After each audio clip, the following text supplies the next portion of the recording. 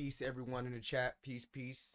Shout out to everybody who's joining me right now. My name is Joshua Lethal. Thank you all for joining me. Um, what we're going to be doing today is we're going to be doing a very special class. Usually on Monday nights, I do a class that is all encompassing.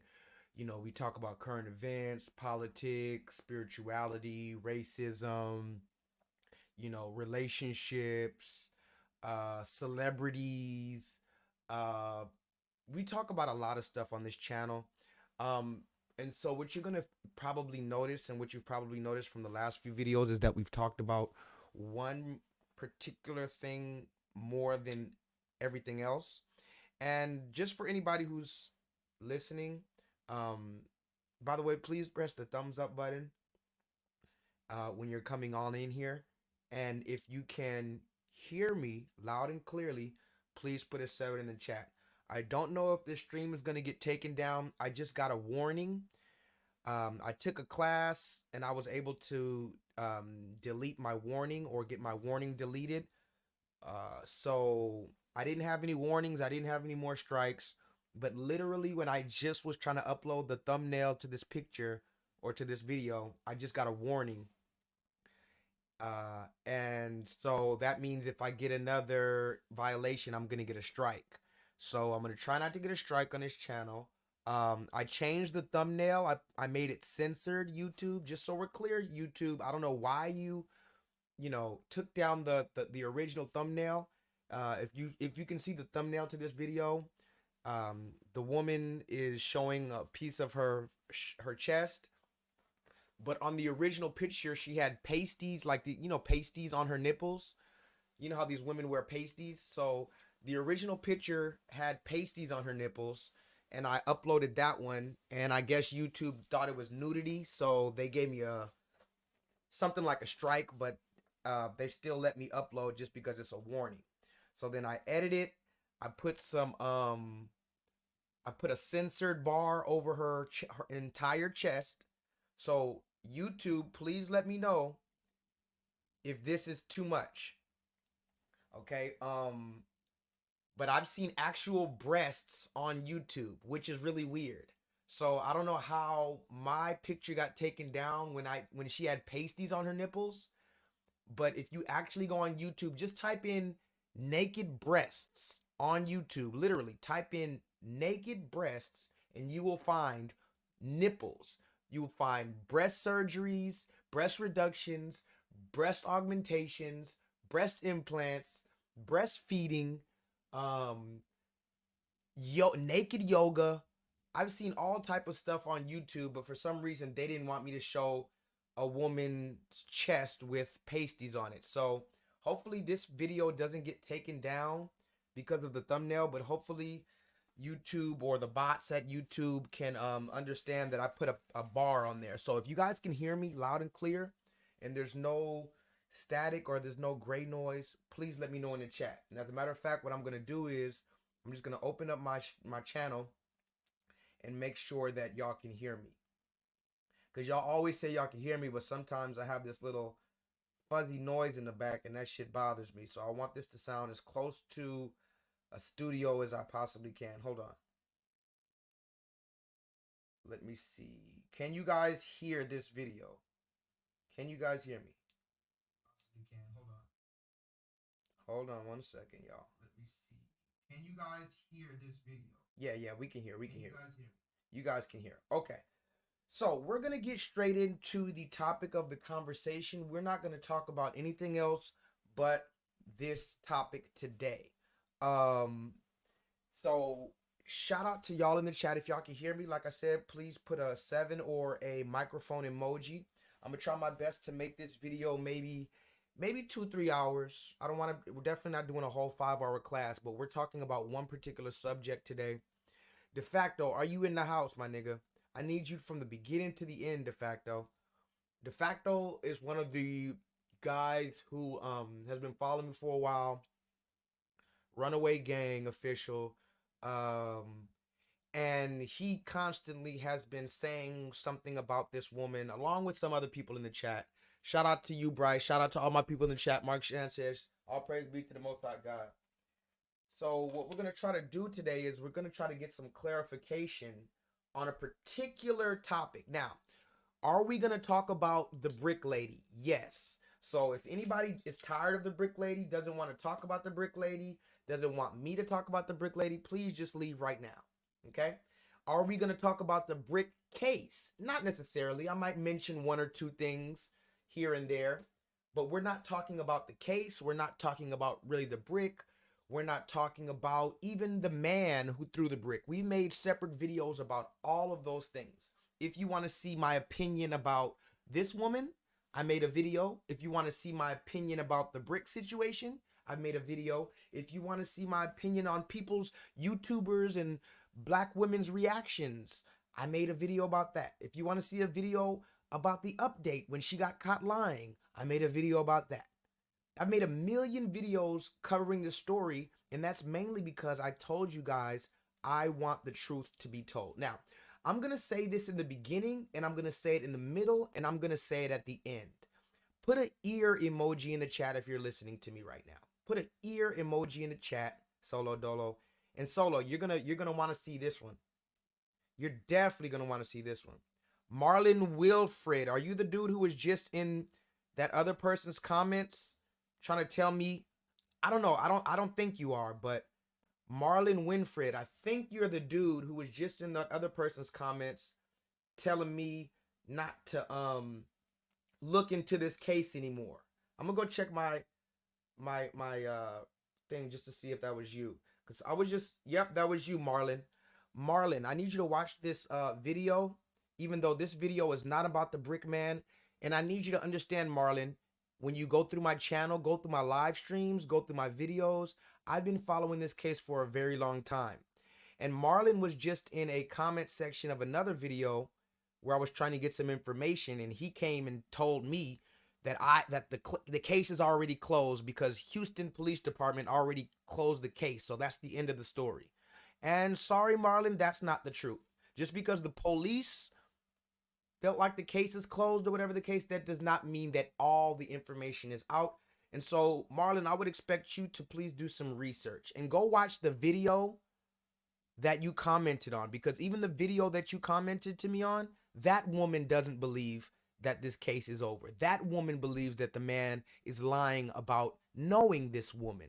And that's one of the only things I'm going to talk about tonight as far as the man who allegedly threw the brick at this woman, is that we believe that he knows her prior to that night. We believe that there's more information and that it just got really messy because the grassroots exposed this woman and now she's naming names. Notice she wasn't naming names until people started hounding her and pulling up her credibility. So we're getting past the surface level. There's no real update on the brick man that other than the other video that I played you the other day. We're just on his ass. And Solo, I'll keep you updated on all of the information as it comes along. Now, what we're gonna do today is we're gonna ask of a quick question, okay? And I'm actually going to open up this other tab, and I'm going to show you something also. And I'm gonna say this real quick also, and I'm gonna say it in the middle, and I'm gonna say it at the end of the stream. The first thing I want to say is this, ladies and gentlemen, there are three types of people that watch this brick case. Okay, I'm gonna say it again. Marlon, please put a 7 in the chat if you're listening still. There are three types of people that are watching this case. The first type of person that is watching this case, and I want somebody to write this down for me. Where my nigga Jay at? The first type of person is the person that wants the man to be guilty. Okay? I'm going to say it again. The first type of person that's watching this video and watching the brick situation is the person who wants the man who allegedly threw the brick to be guilty. Okay? The second type of person that watches this case is the person that wants this woman to be guilty. I'm going to say it again. De facto, can you please put it in the chat? The first person that watches this video, they want the man to be the culprit. The second type of person that watches this case is going to be the one that wants the woman to be the culprit because she's clearly lying and she has a history of violence. But the third type of person, and that's who I'm talking to tonight, the third type of person that watches this case is like you and I, the person who wants the truth. Okay? So I'm going to say that one more time. I'm going to say it in the middle of the stream, and I'm going to say it again. There's three type of people that watch this case. The first, the one that wants the man to be guilty. The second type of person that watches this case is the one that wants the woman to be guilty. The third type of person doesn't care who's guilty. They just simply care about the truth. And if all parties are involved are guilty, then so be it. Okay? I just want to let that be known because some people are, oh, you know, this case, I'm willing to go as far as to say that this case might be the biggest case in black, I'll call it quote unquote black American history. Now, that's actually the funny irony is that the people involved in this story might not even be black American. And when I say black American, I mean, you know, from America, parents from America, but that's a different story. Or is it? Because this whole thing has divided our community, really. I mean, sure, if you don't spend any time on social media, I guess you don't know about it, but, you know, this is all over the internet, guys. And for everybody who says the internet isn't a real place, like the dude who threw the brick, he always said, I didn't speak out because the internet isn't a real place. Okay, well, tell me how you use your credit card if the internet isn't a real place. Tell me how you do transactions. How do you do Cash App? How do you check Google? How do you get directions on from the Google Maps? I mean, I'm willing to bet at least 70% of all transactions and business interactions today are handled through the internet. Okay? So let's stop this whole thing talking about the internet isn't real and this and that and the third. Now, back to the case. This case and the ongoing investigation, the talks, all the different YouTube videos on both sides, whether you want the man to be guilty, whether you want the woman to be guilty, it's just a complete mess, guys. Okay? And the fact of the matter is we need to get to the bottom of some things. So I'm going to say it again. There's three type of people involved in this story. Either you want the man to be guilty, or you want the woman to be guilty, or you just want the truth. And I think that only a small percentage of people are actually concerned with the truth. Because this whole thing has gotten to the point where people are just picking sides. Now, of course, you have men on one side and women on the other, but you also have a lot of women who are going against this woman, and you got a lot of men that are going against the men. So at this point, it's not really even a gender thing. It's just down to the truth. So the question that we're asking today is, what is the difference between a quote unquote black person and a quote unquote Somalian person? Can anybody tell me what they think the difference is right off the top of a black person versus a Somalian person? And are they the same thing? That's a very, very deep question. Is a black person the same as a Somalian person? Is a Somalian person the same as a black person? So we have to ask these questions. And before I even get any further, let me just go ahead and show you why I'm making this video, right? Now, what you're looking at right here is the brick woman, Rhoda Hassan Osman. I believe her middle name is Hassan Osman, right? And we're going to listen to Rhoda make her own explanation and tell us if there's any difference between black and Somalian. Now, again, this is part of the larger conversation. And Marlon, funny enough, I haven't seen you comment anything else. You said you're happy I went live, but you're not commenting, Marlon. Marlon, I need you to see why I'm still investigating this case.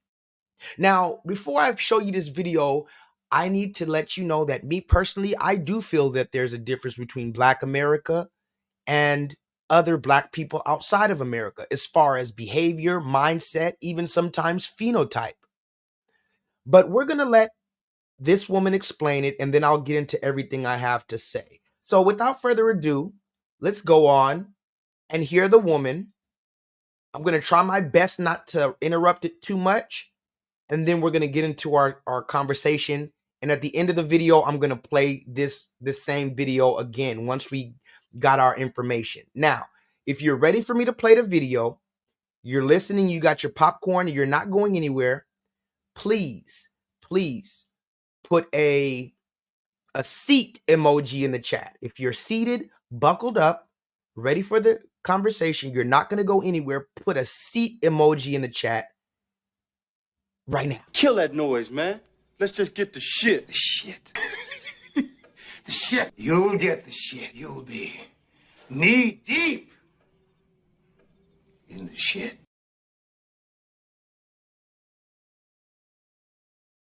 By the way, please put the thumbs up button in here right now. If everybody right now presses the thumbs up button, I'll have about 20 likes in the first 20 minutes. I think I got so many people in the chat right now because you thought you were going to saw some breasts. Talk to me in the chat. I got all these people in the chat this early just because I put some breasts emojis, just because I put some breasts in the thumbnail. What? So the whole time I've been trying to get viewers, all I got to do is put some titties in the thumbnail and you guys come flooding in. You guys should be ashamed of yourself. Anyway, let's continue, guys.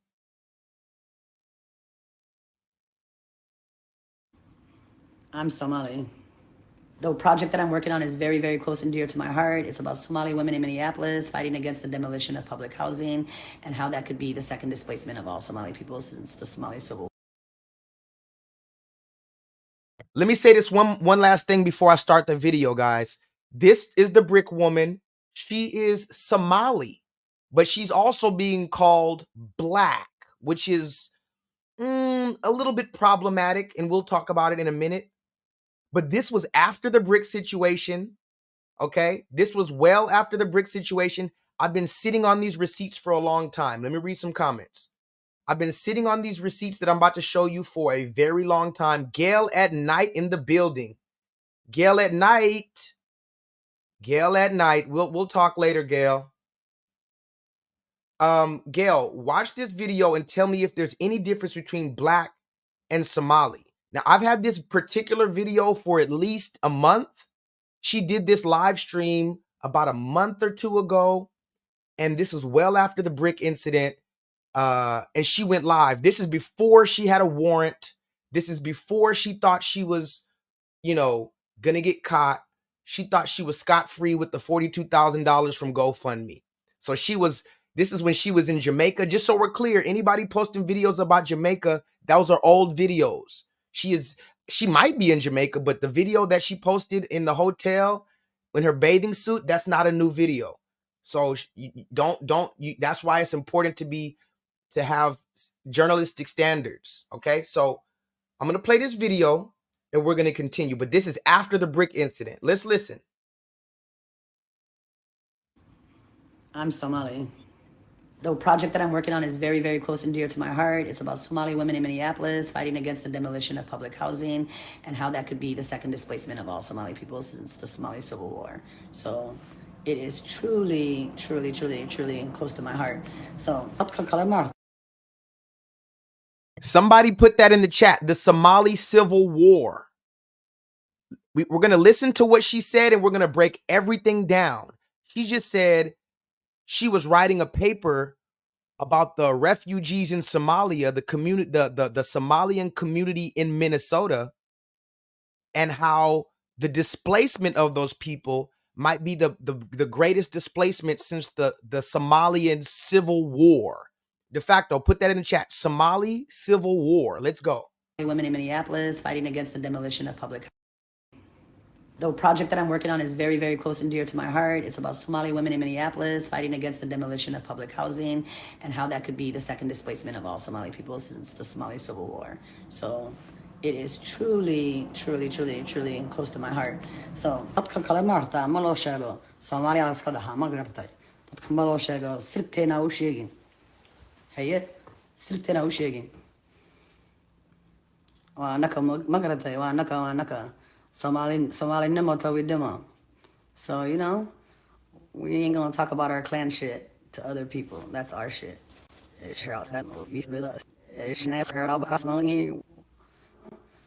We ain't gonna talk about our clan shit to other people. That's our shit. Okay, that's the second important thing she said, ladies and gentlemen. Listen to what she's saying. She said, can y'all hear me? I need to make sure y'all can still hear me and hear her. She said, we're not going to talk to outsiders about our clan shit. Wow. Ladies and gentlemen, listen closely. She said, we're not going to talk to outsiders about our clan shit. That's between us. Okay, let me open up my phone so I can make sure I can read these comments. Because sometimes when I show these videos, my comments be freezing and stuff. Like when I show a separate video. Okay, so she said we're not going to talk about the Somalian stuff because that's clan shit. That's our clan shit, and we don't involve nobody else in our shit. Right? Hold on. Make sure y'all hear me. Let me make sure y'all hear me.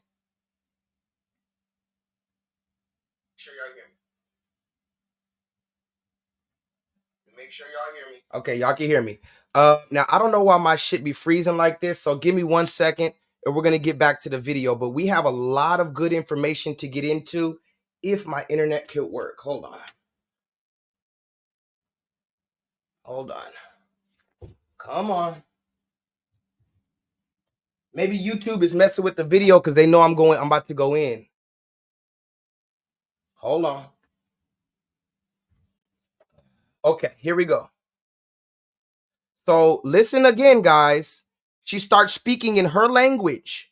Tell me, ladies and gentlemen, Gail at night, how much time do you how many times have you spoken like this, Gail? Or Shauna, how many times have you spoken like this? Do you understand this as a black woman? Let me ask all the black women in my chat right now. Shauna, how many times have you spoken like this? Can you understand this as a black woman? Or does this sound like maybe, possibly something Somali? I don't know. But all I know is she said, well, I don't really want to discuss the problems with the Somalis because, you know, that's our clan shit. We don't let no outsiders into our personal business. Put that in the chat, de facto. She doesn't want to discuss clan business. Wow, the clan? Isn't that ironic? This woman is part of the clan. Talk to me in the chat. Isn't that ironic? This woman, out of all people, she has the nerve to say, I'm part of the clan. Wait. Bitch, you better be joking. Okay, now look. So let's I'm okay, I'm sorry. I keep on cutting it off. I'm gonna just let her talk. I'm gonna let her talk and we're gonna get into it. I'm Somali. The project that I'm working on is very, very close and dear to my heart. It's about Somali women in Minneapolis fighting against the demolition of public housing and how that could be the second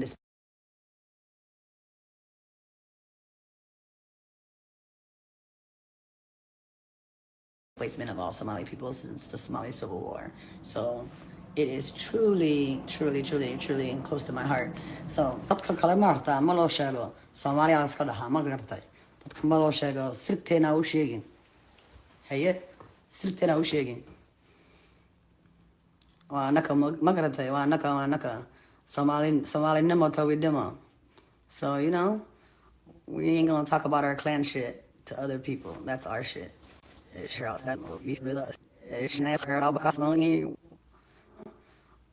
ain't gonna talk about our clan shit to other people. That's our shit.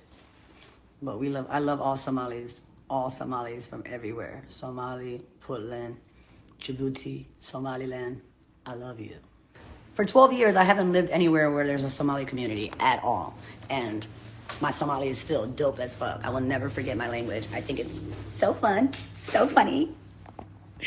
Like, you think, like, y'all, like, Somali people are the funniest people in the world. Like, they are hilarious. Yes, I lived in Owatonna. I grew up in Owatonna, Minnesota. Marlon, are you listening to that? Marlon, are you still in the chat? Somebody tell Marlon she just said she lived in Minnesota. Rhoda from Minnesota. I told you guys I'm a rapper. Even when I tried to put the microphone down, I just couldn't. Rhoda from Minnesota. Okay, we'll talk about that later. Let's continue. Like, they are hilarious. Yes, I lived in Owatonna. I grew up in Owatonna, Minnesota for a little bit when I was young. It was horrible. Bridgecourt. It was horrible. By the way, guys, in case I don't know if you guys can see this right here because it's kind of blurry, but this is my Instagram right here. I was in her Instagram and I'm not going to name nobody's name no more. I already went off on the chat the other day. I'm the spy who's in Rhoda's inbox. I'm the one who's been spying on Rhoda since the brick incident. I'm the one who's been checking her page every day. I'm the one who's been uploading all these videos to the internet. Okay, I'm not saying every single video that came out was from me, but the main ones, the one where you saw she got hit again by a woman this time, that was from me. The video where you saw she admitted that she loves scamming and she hopes other black people scam, that was from me. Okay, so New Malcolm X, I was in this actual live stream. That's how I got. Look, there was only 32 people in the live stream and I was one of them. New Malcolm X. I asked her, is there a patriarchy in Somalia? Somebody put that in the chat. We're going to get to that question in a minute. And forgive me for not letting her talk, but this is going to get good, guys. Can somebody put that question in the chat for me? I know you see that question I asked her right in there. Is there a patriarchy in Somalia? Okay. And she read the comments. So let's continue.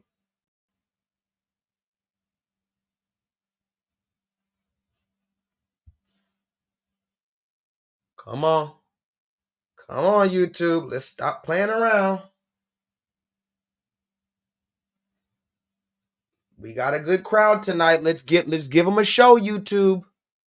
Forgive my internet, guys. Every time I try to every time I try to share my screen like this, it gets like this. But we're not going to be watching this. This video is only 5 minutes long. So I'm going to run through this video and I just want to show you the things that she's saying. So far, guys, can somebody put this in the chat?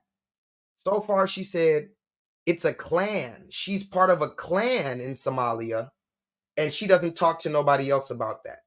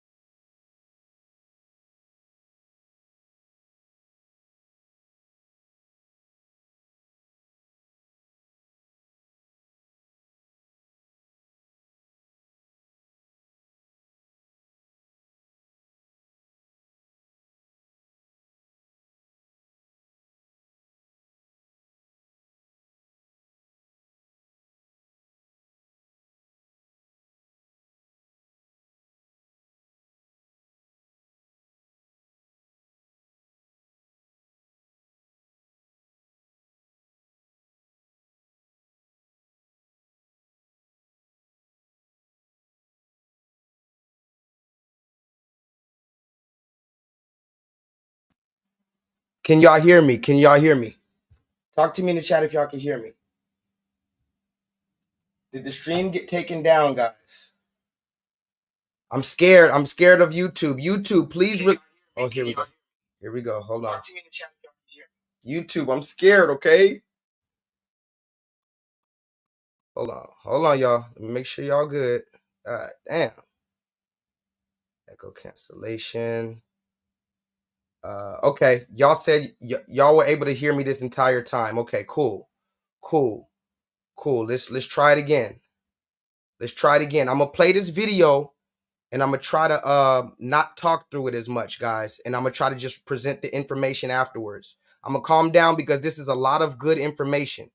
I'm gonna play it from the beginning and I'm gonna let y'all hear it, okay? And that's it.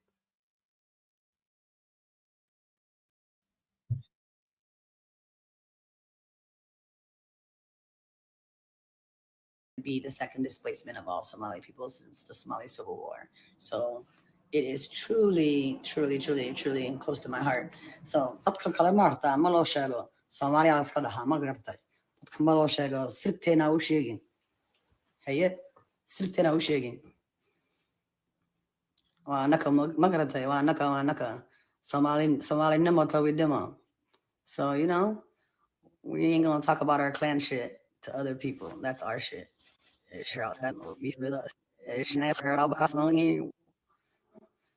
We ain't gonna talk about our clan shit to other people. That's our shit. But I love all Somalis from everywhere. Somali, Puntland, Djibouti, Somaliland. I love you. For 12 years, I haven't lived anywhere where there's a Somali community at all. And my Somali is still dope as fuck. I will never forget my language. I think it's so fun, so funny. Like you think, like y'all, like Somali people are the funniest people in the world. Like they are hilarious.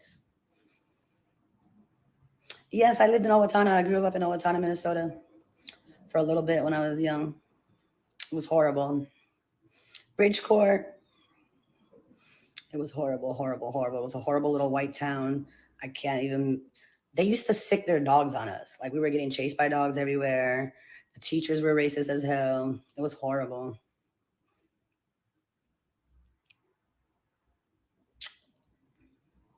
Yeah, unfortunately, Somalia is a patriarchy too, but not like the Western version of patriarchy, more of a religion-based patriarchy.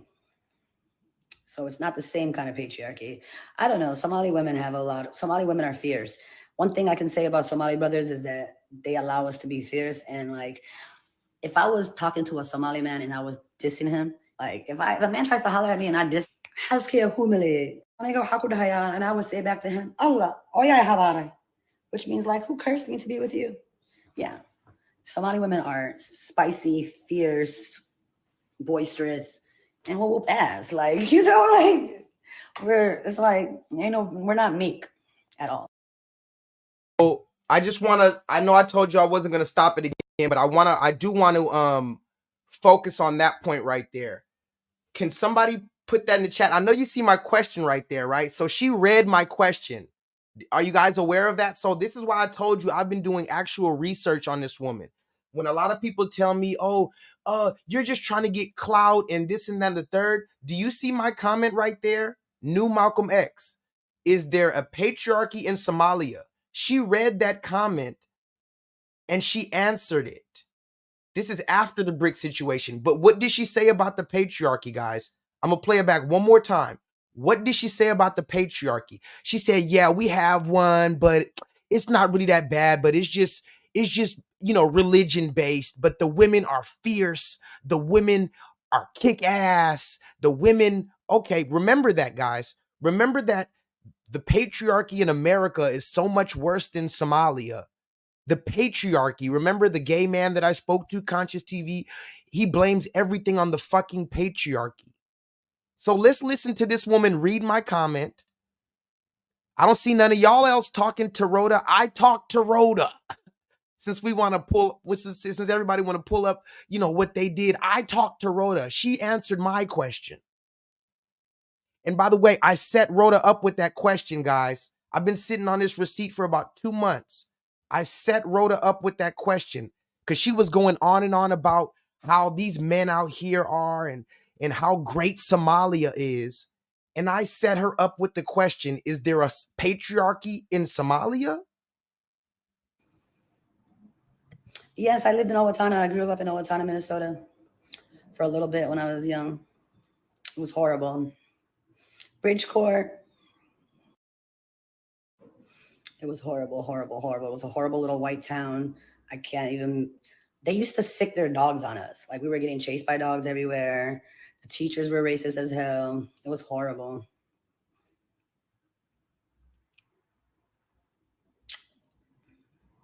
Yeah, unfortunately, Somalia is a patriarchy too, but not like the Western version of patriarchy, more of a religion-based patriarchy. So it's not the same kind of patriarchy. I don't know. Somali women are fierce. One thing I can say about Somali brothers is that they allow us to be fierce. And like, if I was talking to a Somali man and I was dissing him, like if a man tries to holler at me and I diss, and I would say back to him, Allah, which means like, who cursed me to be with you? Yeah. Somali women are spicy, fierce, boisterous, and we'll whoop ass. Like, like we're not meek at all. Also, shout out to MoFax in the building. This must be a really good stream if I brought MoFax out. Let me ask you this, MoFax. Did you come here for the information or for the titties on the thumbnail? I'm going to ask you again and tell the truth. Or is it just 50-50? Did you come for the information or the titties on the thumbnail? Because I just got a warning from YouTube for my original thumbnail. I had to put censored over it, even though she was wearing pasties. But if you guys can take a stop for a minute and look at the thumbnail of this video, you're going to see on the left, that's Rhoda when she was in Somalia. On the right, the picture with her titties out, that's when she came to Babylon, America. So I'm going to leave you to wonder why she dresses like that on the left when she's in Somalia, and she dresses very differently in America. Also, before I continue, notice she says her Somali brothers. Can somebody put that in the chat? Solo says, fuck all that. He's not even here for J-Lethal or nothing. He came for the Somali titties. But here's one thing different. And forgive me, ladies in the chat. Cover your eyes, ladies. Ladies, cover your eyes just for 7 seconds. Solo, nothing's better than these Black American titties right here. I don't give a damn how big them Somali titties are. Nothing's better than that Black American titty right here. But let's continue. Ladies, you could uncover your eyes now. This woman said, my Somali brothers. But for some reason, the black men out here, she calls niggas. Interesting. Very, very interesting. And like, if I was talking to a Somali man and I was dissing him, like if a man tries to holler at me and I diss, patriarchy. I don't know. Somali women are fierce. One thing I can say about Somali brothers is that they allow us to be fierce. And like, if I was talking to a Somali man and I was dissing him, like if a man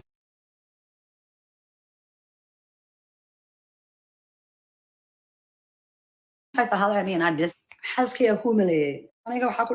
I would say back to him, Allah, which means like, who cursed me to be with you? Yeah.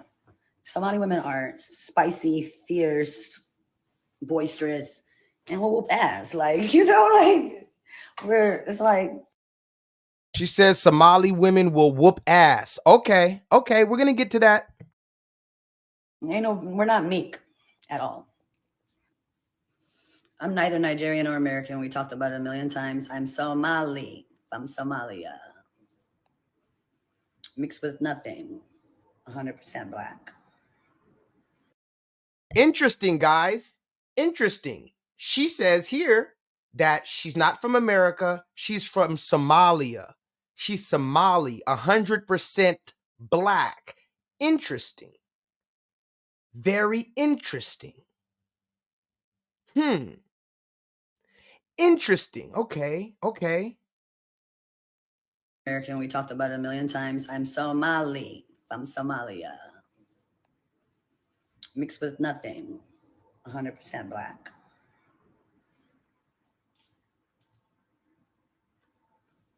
And not just black, like East Africa, where all civilization started. Liz fighting De against the facto. demolition of public housing. De facto. Listen to what she said. Listen to what she said, de facto. They allow us to be fierce. And like, if I was talking to a Somali man and I was dissing him, like if a man tries to holler at me and I diss, and I would say back to him, Allah, which means like, who cursed me to be with you? Yeah. Somali women are spicy, fierce, boisterous, and we'll whoop ass. Like, you know, like we're not meek at all. I'm neither Nigerian or American. We talked about it a million times. I'm Somali. I'm Somalia. Mixed with nothing. 100% black. Okay, she says she's 100% black, but listen to what she says right after that.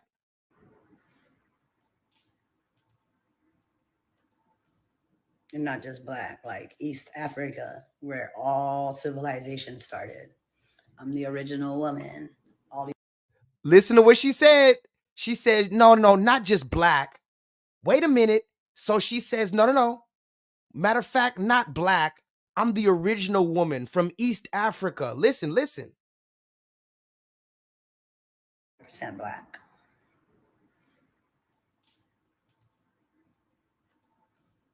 And not just black, like East Africa, where all civilization started. I'm the original woman. All these bitches is my son. Wow, black ladies in America, you hear that? She said she's not just black. She's from East Africa. She's Somali. The original woman, and all you bitches, listen closely. I didn't make this up. I'm sorry, ladies. Please don't be mad at me. She said, all you bitches are my sons. Wow. I'm gonna let y'all ladies, I'm not even gonna get in between that one, because she was talking to the black women right there. She said, I'm not just black. I'm East African Somalian. Do you understand, guys? Are we starting to see the difference, or should I go into some history? Should I bring some receipts out? Can somebody talk to me in the chat? Because this damn thing gonna keep on freezing on me, I see. I turned off all my other devices. This should be the only shit running. I think YouTube be fucking with me because they know I be breaking the matrix. Hold on. Let me read some comments real quick while I get my internet right. I'm scared of, because they know I be breaking the matrix. Hold on. Let me read some comments real quick. Why does this sound so I'm scared. This shit sounds so horrible. My microphone sounds really shitty too for some reason. I don't know. I feel like I'm being tampered with right now while this is groundbreaking video, guys. Nobody has this video of Rhoda. Nobody on the internet has this video of Rhoda. I can guarantee you that. I can give you my guarantee that nobody has this video of Rhoda. But now I got to try to get my internet working. Talk to me. Tell me how you feel about this while my shit loads up. By the way, I pay $50 a month just for this internet service, and it's always doing this on me. She said you bitches are her sons. Listen.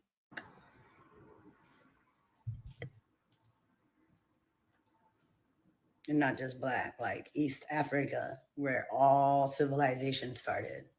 I'm the original woman. All these bitches is my son.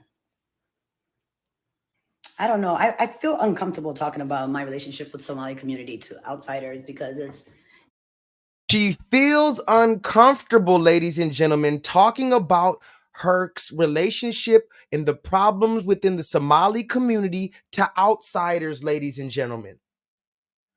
I know that you want me to run through these things, but I have to make sure everyone in the class understands, because if this brick situation didn't do one thing, did you guys see the Conscious Lee video? Raise your hand if you saw the Conscious Lee video.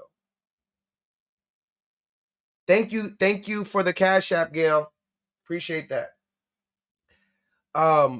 If you saw the Conscious Lee video, and it's on my channel, by the way.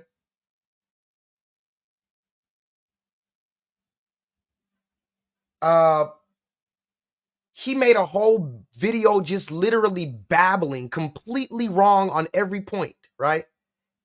Completely oblivious, purposely, right? So clearly, you can't just run through this information because we got some slow motherfuckers or people who act like they're slow. So you got to run this shit slow. Listen again for all the black women that just say, oh, this black woman got hit. Well, she says she's not just black, she's the original black. You're a different kind of black than she is. She's the 100% black. You're just something else. You bitches are her sons. And then she says, I don't feel comfortable talking about my clan shit. Oh, not my clan shit, my Somali shit to outsiders. So let me ask Rhoda, are the black women in the chat tonight considered outsiders to you and your clan? Let's talk about it.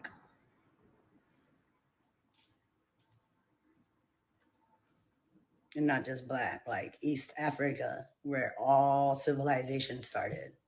I'm the original woman. All these bitches is my son. I don't know. I feel uncomfortable talking about my relationship with Somali community to outsiders because it's kind of personal, you know? It's my community. I don't want to ever throw my community under the bus. We have our own issues and we have our own shit. But at the end of the day, I'm never going to feel more comfortable than I am with Somali people. I know Somali people love me and I know we love each other and we're a very hospitable culture. But yeah, of course, you know. Never going to feel comfortable, Mofax, like she is with the Somali clan. She's never going to feel comfortable like she is with her Somalis, guys. How come she didn't say her blacks? Can somebody tell me why she's talking specifically about Somalis and how good they are and how comfortable she is with them? And doesn't it sound de facto like she has a code? She said, I'm not going to discuss the problems we have in our clan in Somalia to outsiders. Wow. But wait a minute. Do Black Americans get to talk like that, guys? Do Black Americans say, I'm not going to talk about no problems we have. I'm going to hold all my Black Americans. Are we going to handle it inside the house? Nobody going to hear about it. I'm not going to let nobody talk about a Black American, even if I disagree with them. Look at this. This woman said, we keep this shit in the house, even if we disagree. Wow. To the outsiders. Wow. There's misogyny. There's, you know, and we have our own shit. But at the end of the day, I'm never going to feel more comfortable than I am with Somali people. I know Somali people love me and I know we love each other and we're a very hospitable culture. But yeah, of course, you know, there's misogyny. There's, you know,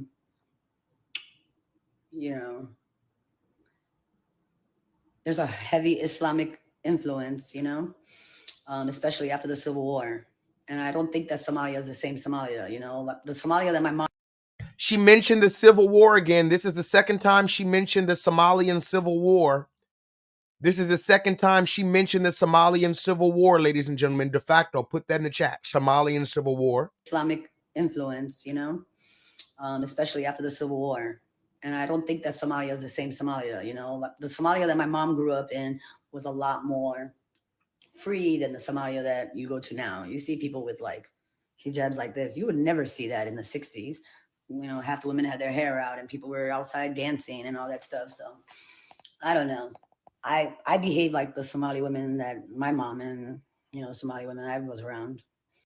She behaves like her mom and the Somali women that she was around. She said the Somalian women she was around, they talk shit and they're fierce and they kick ass. Okay, I'm just playing this video so you can hear all of this stuff, and then I'm about to bring out the receipts and drop it all on her head, okay?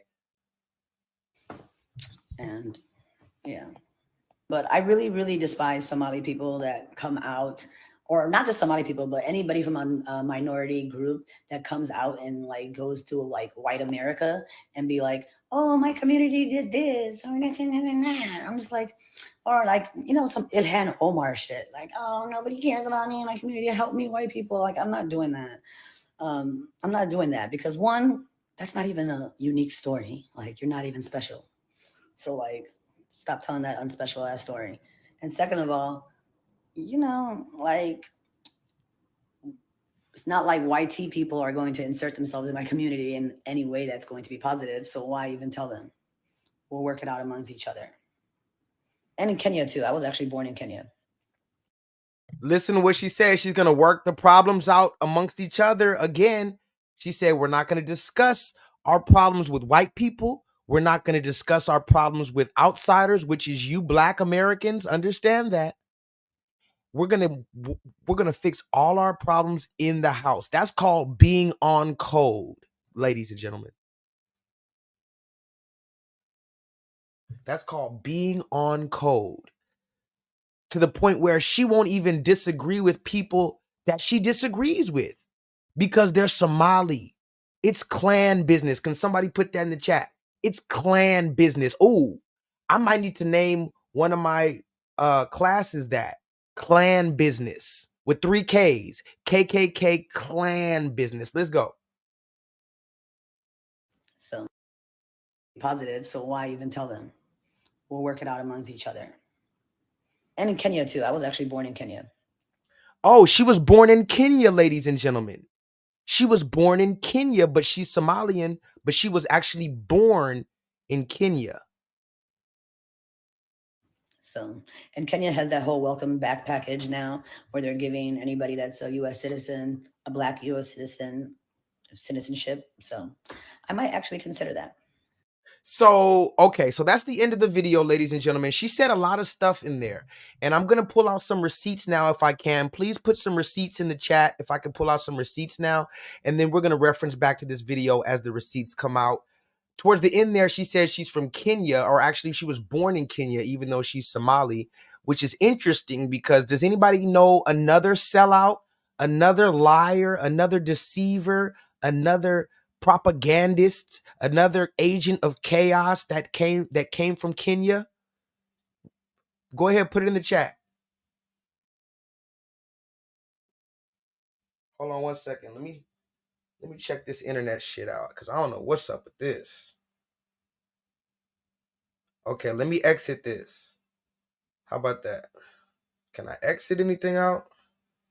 God damn. I'm about to pull out some receipts on her ass because now it's time to do some investigation. Mo Facts, are you still in the building? Every time I try to open up a new tab, my shit just be moving crazy. Hold on. I'm about to pull out some receipts on. Okay, y'all can still hear me. Cool. Come on. It's really when I show the video. That's all it is. Don't worry about it. It was just this one video that I had to show you. And I'm going to play it again at the very end just so that we can all see it. But I'm not going to talk through it at the end. I just wanted to talk through it so you guys can take verbal notes of what she was saying, okay? I need you to hear. Can somebody recap some of the things that they heard while I open up this new tab?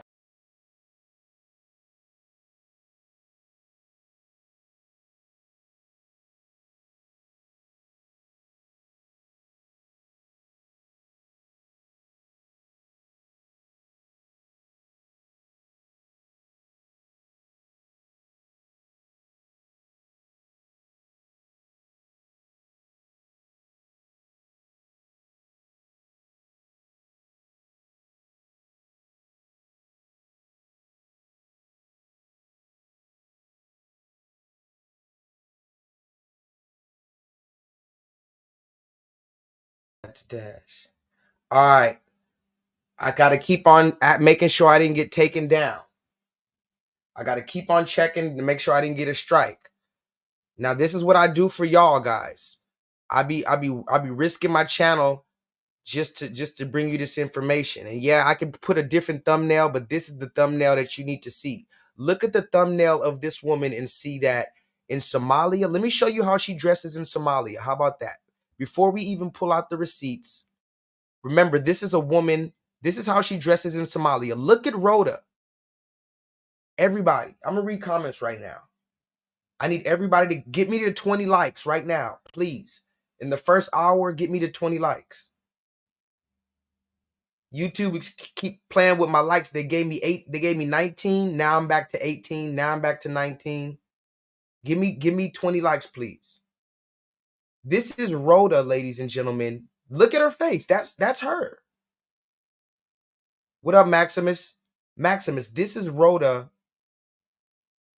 Where's Jay at? Out of all the people that are here tonight, Jay's actually not here. I can't believe that. I hope he's all good. Jay, shout out to you, bro. I hope you're okay. This is Rhoda in Somalia. Now, Mo Facts, can you tell me what's interesting about this picture? Let me ask you a better question. Because this is her in Somalia. This is also her in Somalia. This is literally Rhoda in Somalia. I'm not even joking. This bitch is on a camel. You hear me? Look in the back. They spray painted the camel. Talk to me in the chat. Look at that camel right above Rhoda's head. Out there in talk to me in the chat. Out there in Africa, in Somalia, they spray paint their camels.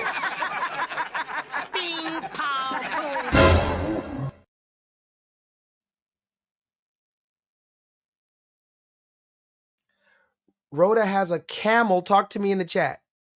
Rhoda has a camel on 26-inch rims.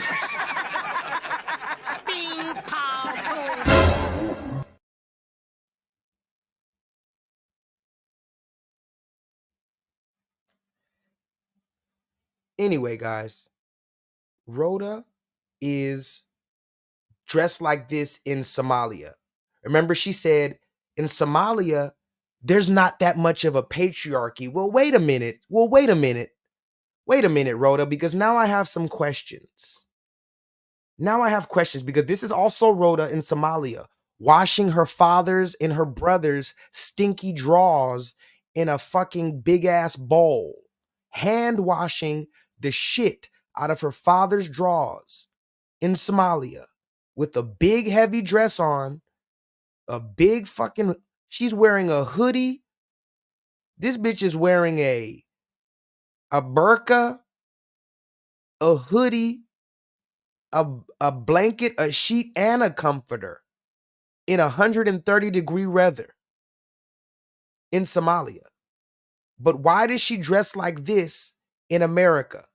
And by the way, YouTube, don't try to take me down. That's just for legal purposes. And that is pasties on the breast. And that is for her body art. So don't try to shame her body, YouTube. Let free the nipple, YouTube.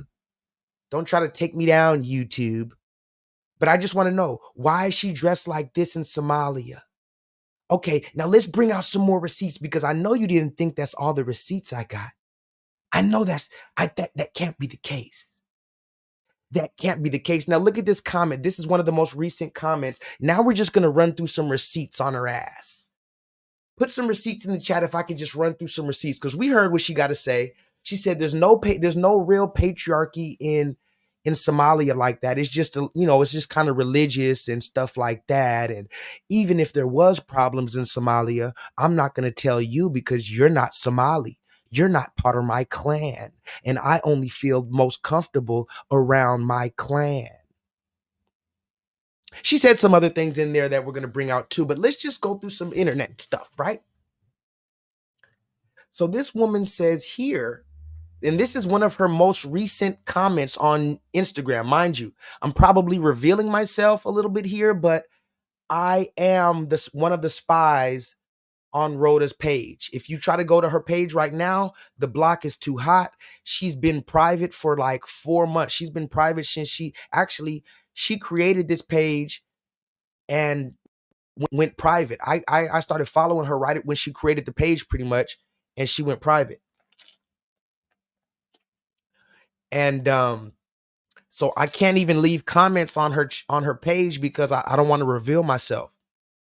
Because she's going to block me and delete me when she finds out I'm not one of her supporters. She only wants her supporters on her Instagram. So this is one of the comments in Rhoda's page recently. And by the way, this woman is still on the run, ladies and gentlemen. Can you put a runaway emoji in the chat? Can you put a Somalian woman running away emoji in the chat? I know they got one of those, right?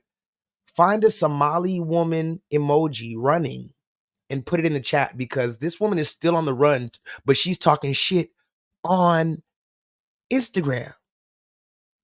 She's publicly wanted. She's damn near America's most wanted, and she's still We don't know where she is, though. That's the thing. But this woman's from Kenya. Can somebody put in the chat where you think this woman is from? Not where she's from, forgive me, where she's at right now.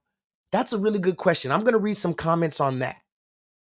What country or city, or let's just say country, if she's in America, tell me the city. But if she's not in America, what country you think she's at right now? Because she's on the run for felony theft by deception, stealing more than $30,000, but less than $140,000. That's what the Houston Harris County District Attorney has suggested. Okay, so she's still commenting on Instagram. Look at this most recent comment. And by the way, she's only allowing comments that really agree with her. And I don't know how you can still agree with this woman. That's the thing. That's another scary thing. What up, Leonard? It's a really scary thing when you still agree with Rhoda and you're still die hard like I'm gonna go down with this ship. Is that the hill you want to die on, ladies and gentlemen? Imagine dying on that hill with Rhoda Osman, knowing everything we know. Anyway, somebody said Somali is literally black. It's because a lot of people are now having the conversation with this woman. Like, wait a minute, that's not a black American woman. And we don't think the man who allegedly threw the brick, even though we know it's not a brick now, we don't even think the man that got into it with her is a black American man. We know the witnesses that were there after the fact are not black American. Matter of fact, you'd be hard pressed to find anybody that's actually black American or de facto. Let me put it this way. This woman she's not from our clan. And that's not my words, that's her words. This woman says she's not part of our clan. So why the fuck are we so quick to say she's literally us? Somali is literally black. Okay, what the fuck are they talking about? Listen, this is what they're talking about, y'all in the chat right now. Where's my black women in the chat? And not only my black women, but where's all my conspiracy theorists at? Who says, wait a minute, this woman is doing some non-black American shit and she's bringing a mess over here and she's not even from here, but she doesn't do that where she's from. So let me move forward because I have too many receipts and I'm talking too much. This comment says Somali is literally black. What the fuck are they talking about? And when they say they're talking about us because we're the ones who's saying she's not black American. What the fuck are they talking about? Somali is literally black. And how can you be deported if you're from here? And that's another thing, guys. This is what I need you to understand. I would say 75% of the people, if not more, I'm being very modest.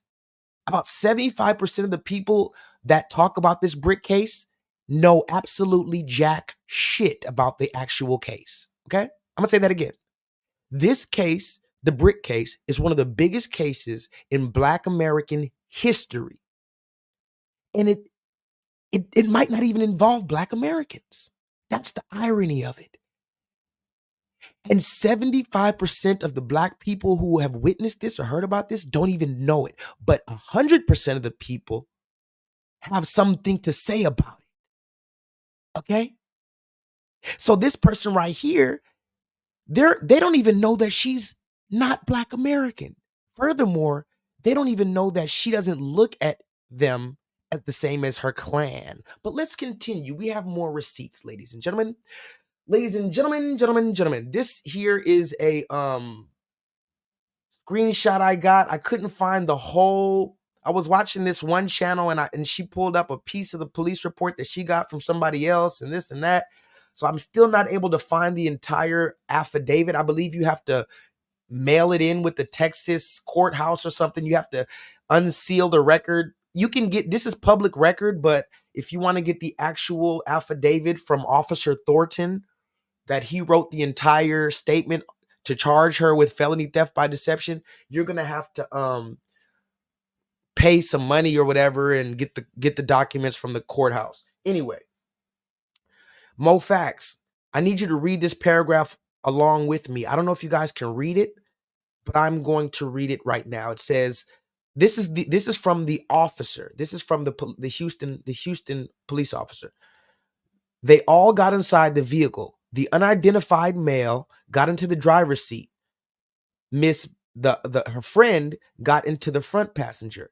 The brick woman, Osman, entered the back right passenger side along with Mr. Douglas. Mr. Douglas, of course, is the man who's accused of throwing the brick. So Mrs. Osman is the brick woman. Mr. Douglas is the man accused of throwing the brick. Okay, let's continue. A few minutes later, Mr. Douglas, the man who's accused of throwing the brick, got out of the back right side.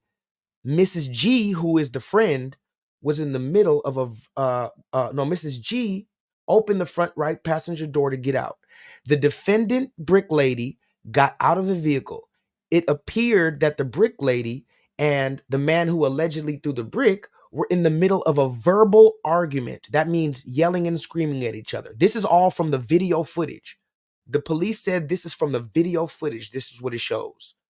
So we don't have to ask no questions. Listen, Mr. Douglas and her were in the middle of a yelling argument when the defendant, the brick woman, swung her right hand while holding an unknown object. Now, this is something that I did not even know until just today. I just found out that in the video, the brick woman, not only did she swing first, but she was also holding an unknown object in her hand.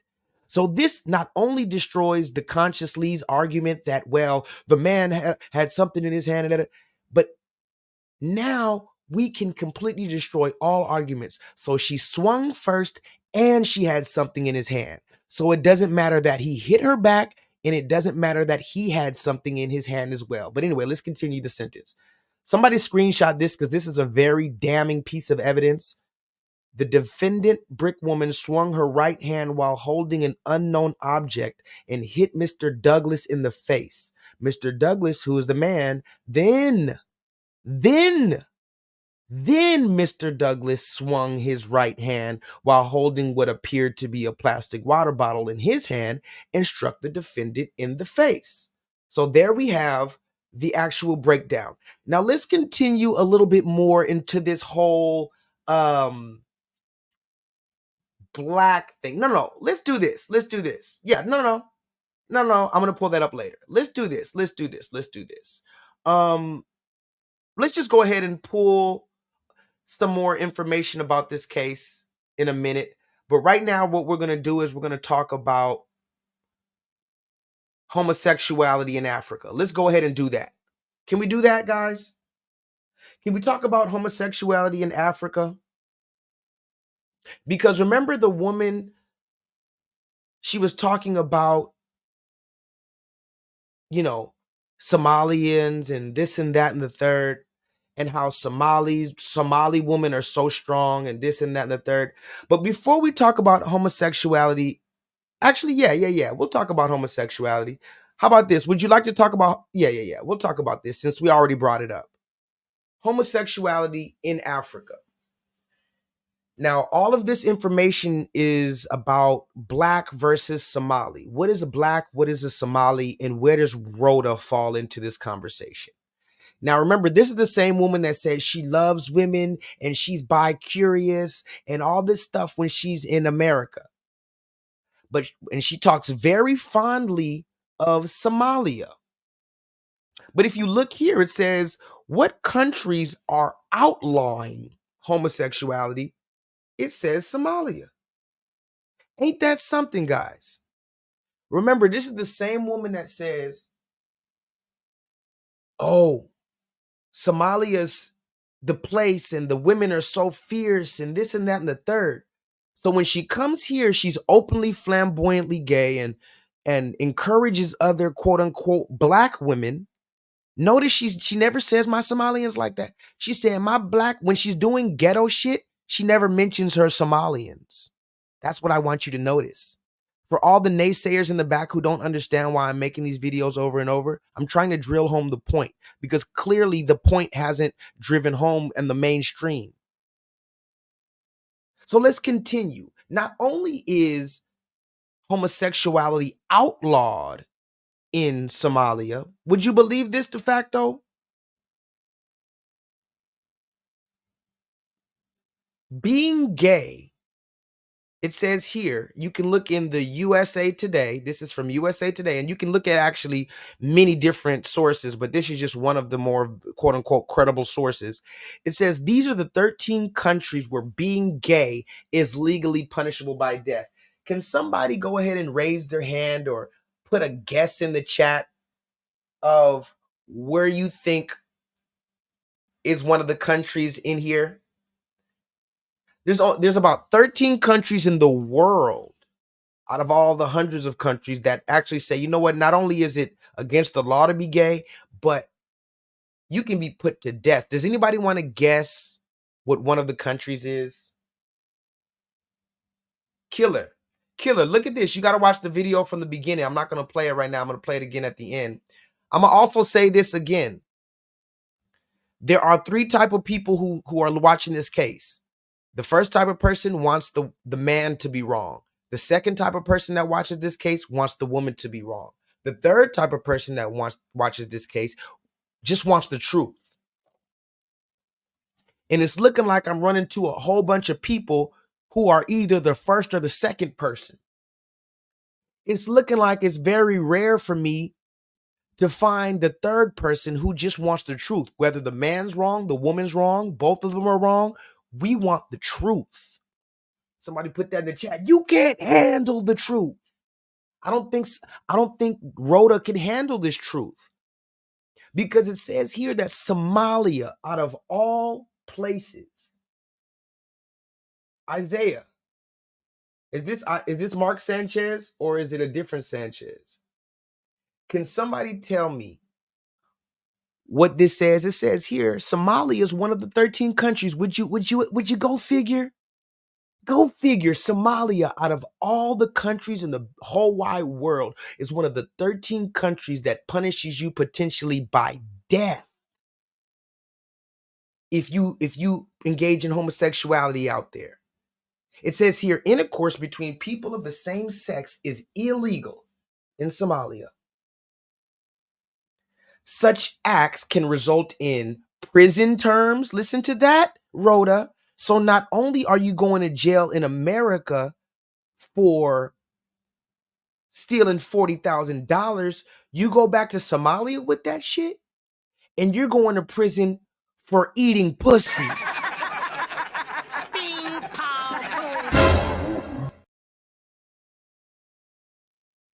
Says here, intercourse between people of the same sex is illegal in Somalia. Such acts can result in prison terms from 3 months to 3 years. God damn. Well, you better not lock them up in the same fucking cell with another woman. They might be eating each other's pussy in prison.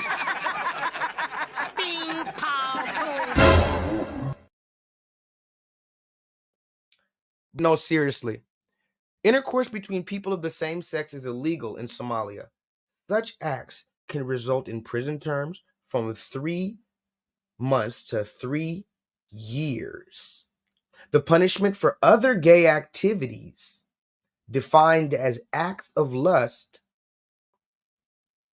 is also imprisonment, but between 2 months and 2 years.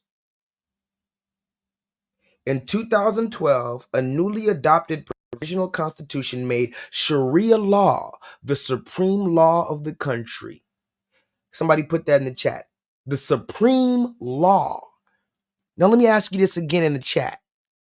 Because it says here, their supreme law now says that homosexuality is a crime that can be punished by flogging and or the death penalty. Now, first of all, what the fuck is flogging?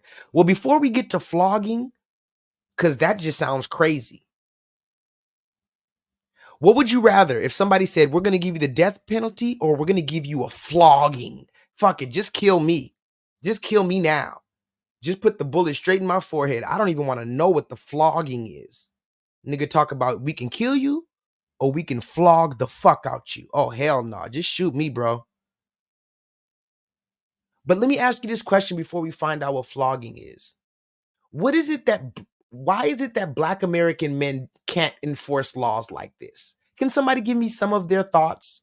I've told you my thoughts on this particular subject and what we don't have or why we don't have that. But why is it when the Black woman goes to Dubai, she obeys the rule or she goes to jail and nobody saves her? Why is it that when, remember the Black woman who went to Dubai screaming and yelling and she went to jail and all you can do is put a hashtag for her? Nobody went to Dubai to try to fight that Dubai man. Nobody went to Dubai talking about the patriarchy. Or, I mean, think about it. Why when Brittany Griner, remember Brittany Griner, the big basketball player who also beat her wife, but nobody ever talked about it? She brought drugs onto a plane during the middle of World War III when the United States was fighting Russia. She brought drugs onto a plane and said, oops, I forgot I was Russian. I was Russian. Anyway, Brittany Griner, why didn't nobody go and save her? All you did was put a hashtag and you blame Black men for not caring enough. Nobody, no, you didn't see no Black feminists and Cynthia G and them going to Russia to get Brittany Griner out. Why? Why, guys? Because the Black man, can somebody name why the Black man cannot enforce laws? Now listen closely. Because the Black men in Somalia can enforce their laws. So Bryce, talk to me. Talk to me, Bryce. Why can the Black man in Uganda punish you by death for eating a pussy or sucking a dick, another region? But the Black man in America, he can't even tell you, hey, stop all that ratchet shit around here. Hey, cool out. Get off my table that I paid for at my restaurant. They literally laugh and scoff at the idea of a Black man in America saying anything to their woman. But in Somalia, where this woman's from, they'll flog you. Look at the bottom. It says, in 2012, they made homosexuality a supreme law to where it was a crime that could be punished by flogging. What the fuck is flogging? Has anybody ever heard of flogging? I had to go look this shit up. It says here flogging is, and this is what Rhoda would get, not for stealing, not for being a witch, not for lying. Rhoda would get flogged, a good flogging, just for eating pussy. It says here, flogging is a punishment in which the victim is hit repeatedly with a whip or a stick. Ain't that ironic? Ain't that ironic that the brick woman who claimed Black niggas out here, remember, she calls her Somalian brothers, she calls them her brothers. Somalian men, her peers, she calls her peers in Somalia her brothers. But us, the first word out her mouth is niggas. It says here, your Somalian brothers, Rhoda, would whip your ass with a motherfucking stick or a whip like a slave. They would whip you like a slave, or look at the bottom, just kill you. They would just kill you. So where is this woman talking about this patriarchy and how it's not that bad in Somalia? Now let's continue. Let me give me 1 second and let me open up this other tab real quick. Because now we're going to go into a little bit more about Rhoda in Somalia, because I want to drive the point home, okay? Let me drive the point home real quick. Hold on. Because Rhoda spends her time talking about how bad it is in America and how the niggas in America do this and how, hold on, let me hold on. Because the niggas in America and the patriarchy in America. So far we know that the patriarchy in Somalia will beat your ass with a motherfucking stick or put you in jail for 3 years, or better yet, they might even kill you even if you're homosexual. So tell me a little bit more about that patriarchy in America, in particular the Black American patriarchy. Because you know this is the type of woman that only acts like there's only Black people and white people in America. She doesn't fix her mouth to talk shit about Asians. Notice that. She never talks about the Asian community. She's not talking about no other community. She says the black patriarchy, and she's comfortable talking about the white man. That's why she calls herself a so-called activist, because she talks about the white people and the Black man. But let me hold on. Here we go. Let me open up this other article for you, because I told you guys I was doing a deep dive. Somebody put that in the chat. Hold on. Leave site. All right, I told you guys I was doing a deep dive. So just so we're clear, can somebody put that in the chat? Somalia will flog you, kill you, or imprison you for being homosexual. I need somebody to put that in the chat just so we're clear, because we need to understand what we do versus what they do. Okay? Now let me read this article that I found last night, because I told you when J-Lethal's on the case, guys, I'm going to just be honest. When J-Lethal's on the case, you might as well call me Johnny Cochran. I'm not even joking, guys. I'm literally not joking. When I'm on this case, you have to look at me like I'm Johnny Cochran. I'm not these other niggas, man.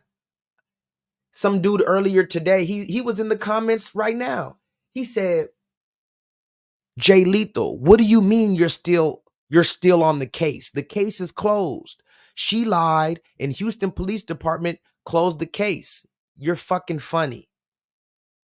You're fucking funny. You think, did I say anything about the police? I said Joshua Lethal, aka Johnny Cochran in the flesh, is on the case.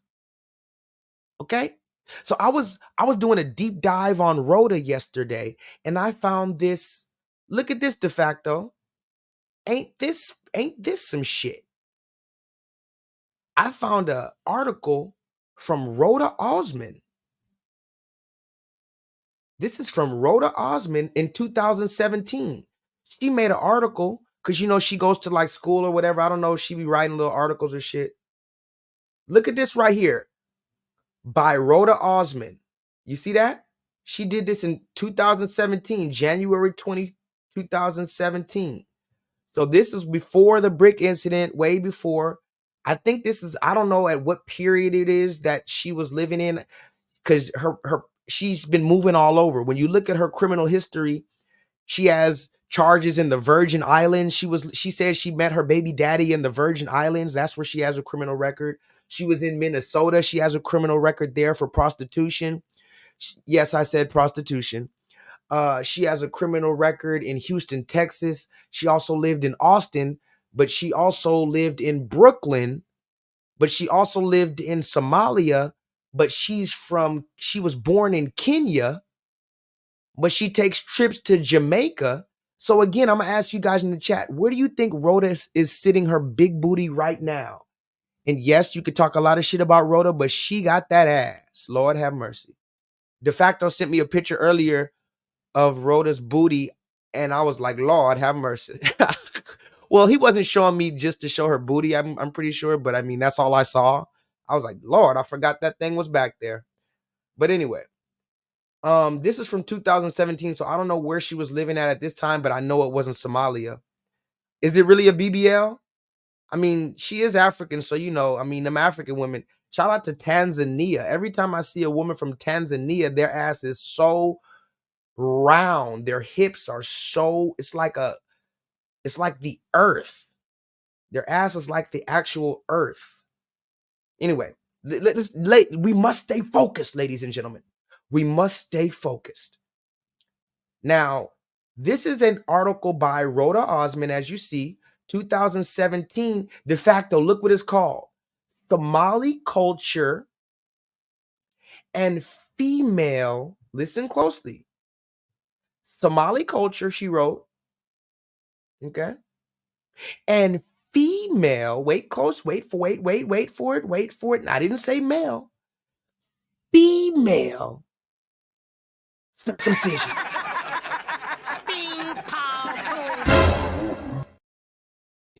All right, well, let's go ahead and read that. That sounds a little interesting. Here she's going to talk about her Somali culture and female circumcision. Anyway, let's continue. It says culturally, not being circumcised in Somalia as a woman represents promiscuity and lack of cleanliness. Again, this is what the men are in charge of out there, since she's talking about our goddamn patriarchy. Rhoda, stick to your patriarchy. Don't go chasing waterfalls. Stick to the rivers and the lakes that you're used to, Rhoda. Let's continue. You can go look up this article yourself, but I found it when I wasn't even looking for this article. I just found it from 2017. She said, acceptable careers for men and women in most Somali homes differ widely. This certainly rings true in my family's household. For men, doctor, lawyer, teacher, the possibilities are endless. For women, our roles are wife, mother, or possibly a family disgrace. Oh, I'm thinking this is the beginning of her rebellion, because they were circumcising that pussy out in Somalia, and then you came to America to write these fucking think pieces because they let you, and you started to rebel. Isn't that right, Rhoda? Innocence doesn't last very long, the Bricklady says, when you grow up in a Somali household, especially for women. In the Somali family dynamic, men are treated like royalty. Hold on, let me make sure you hear that. In the Somali family dynamic, men are treated like royalty. Let's stop right there. Let me read some comments. Oh, don't tell me she was in Minnesota selling that circumcised thing. Is it circumcised? Let me not be no, I was about to be very vulgar. Let me not indulge into the comment section, because you guys are just completely childish. Okay? I'm trying to teach a class here, guys. Can you please listen? It says, in the Somali family dynamic, men are treated like royalty while women are treated like cattle. Wow. Well, wait a minute, Rhoda. That's not what you said on your live stream when the world was watching. When the world was asking you about I asked you, fuck the world. J-LEETHAL asked you about the patriarchy in your live stream. You told J-LEETHAL, oh, the patriarchy, oh, yeah, I guess there's one in Somalia. It's more religious, but we're still very fierce and we kick ass. It doesn't, ladies, let me ask the ladies in Somalia, if you're kicking ass, don't you think that's the perfect time to kick ass? When somebody's about to circumcise your clit?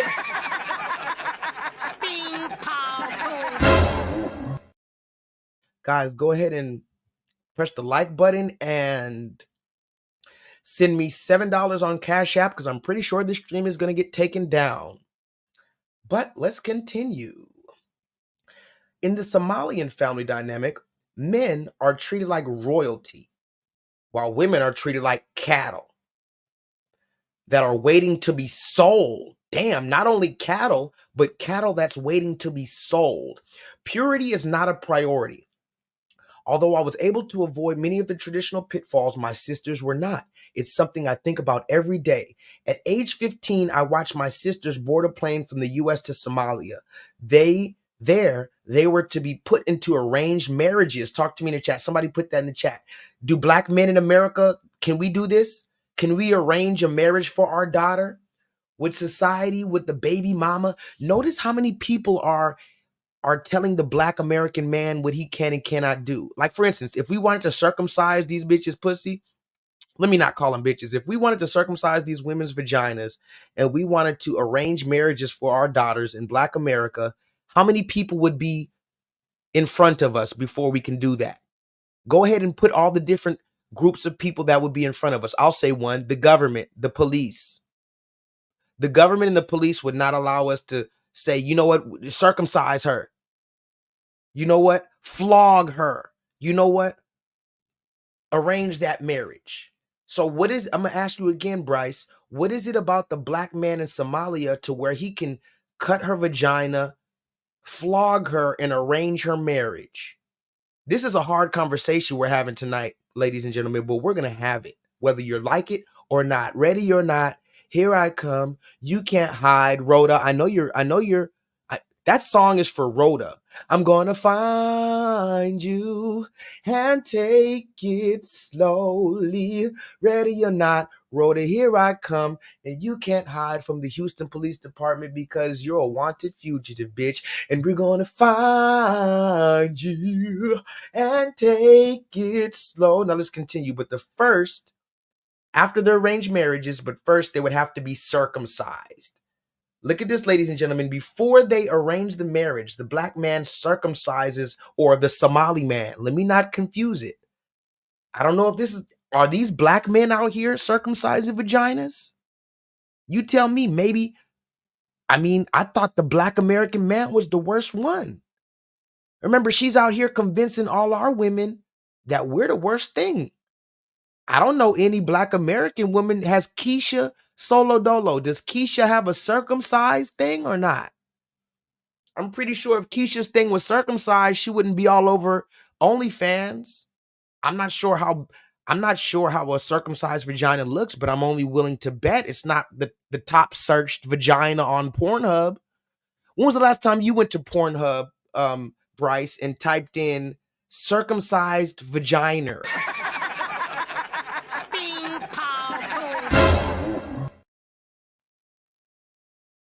Anyway, let's continue. My eldest sister remained at home with me in the United States. She had already been circumcised. Wow. Rhoda's older sister had already been circumcised, and her other sisters were on the way to get their vaginas circumcised. These are all words from Rhoda, by the way. As her arranged marriage occurs years ago, now my other sisters would follow her footsteps, starting by meeting all of their family members on my mother's side who would help scold them into conformity. They returned to America circumcised. And by the way, I'm not making fun of circumcised people because, guys get circumcised out here all the time. So it's just female circumcision. That's a little different. I don't know. How do you circumcise you know what? I don't even want to know. I don't even want to know. I don't want to know. Don't tell me in the chat how you circumcise a vagina. Don't tell me. Wearing different attire with husbands chosen for them, blah, blah, blah, blah, blah. Now let's get to the good part. I was curious how it all happened. I asked my sisters, did they hold you down and force you? I closed my eyes as I waited for an unbearable answer. What I heard was certainly shocking, but not the most hideous story I had expected. They told me they were not forced. Her sisters were not forced to get the circumcision. They told me they looked forward to the circumcision. Wow. Look at that. The sisters looked forward to the circumcision because it was a highlight of their stay in Somalia. Wow, wow, wow, wow, wow, wow, wow, wow, wow, wow, wow, wow, wow, wow, wow, wow, wow. I started asking other women about their experience. Collectively, what I gathered was this. Women are shamed in Somalia for not having a circumcised clit. I'm going to read some comments. Where are my ladies in the chat? I'm pretty sure my ladies already fainted watching this type shit. All the ladies in the chat, wake back up. Somebody put some smelling salt in front of the ladies. The moment they heard circumcision on the punani, they just fainted. They're right now at the keyboard, right now, just drooling, just unconscious. Wake back up, ladies. We got more receipts. We're barely 1 hour and a half into the stream. I started asking other women about their experience. Collectively, what I gathered was this. Women in Somalia are shamed for not having a circumcised vagina. A woman who is not circumcised surely will not get married. Wow. This is the same woman that's talking about our Black American patriarchy, Mofax. Mofax, this is groundbreaking information. This will break the matrix. This will wake someone up. All I want to wake us up to is the spell that we've been under, because we're the only one under a spell. Rhoda's not under a spell. Rhoda knows her clan. Rhoda knows we're not part of her clan. Rhoda knows about female circumcision, but yet Rhoda comes here and shows her titties and twerks in the street, slaps different people. She's out at 4:30 drinking and going to the after hour clubs with niggas she doesn't know. But the woman in Somalia, she's just worried about getting circumcised so that she gets married. You see that?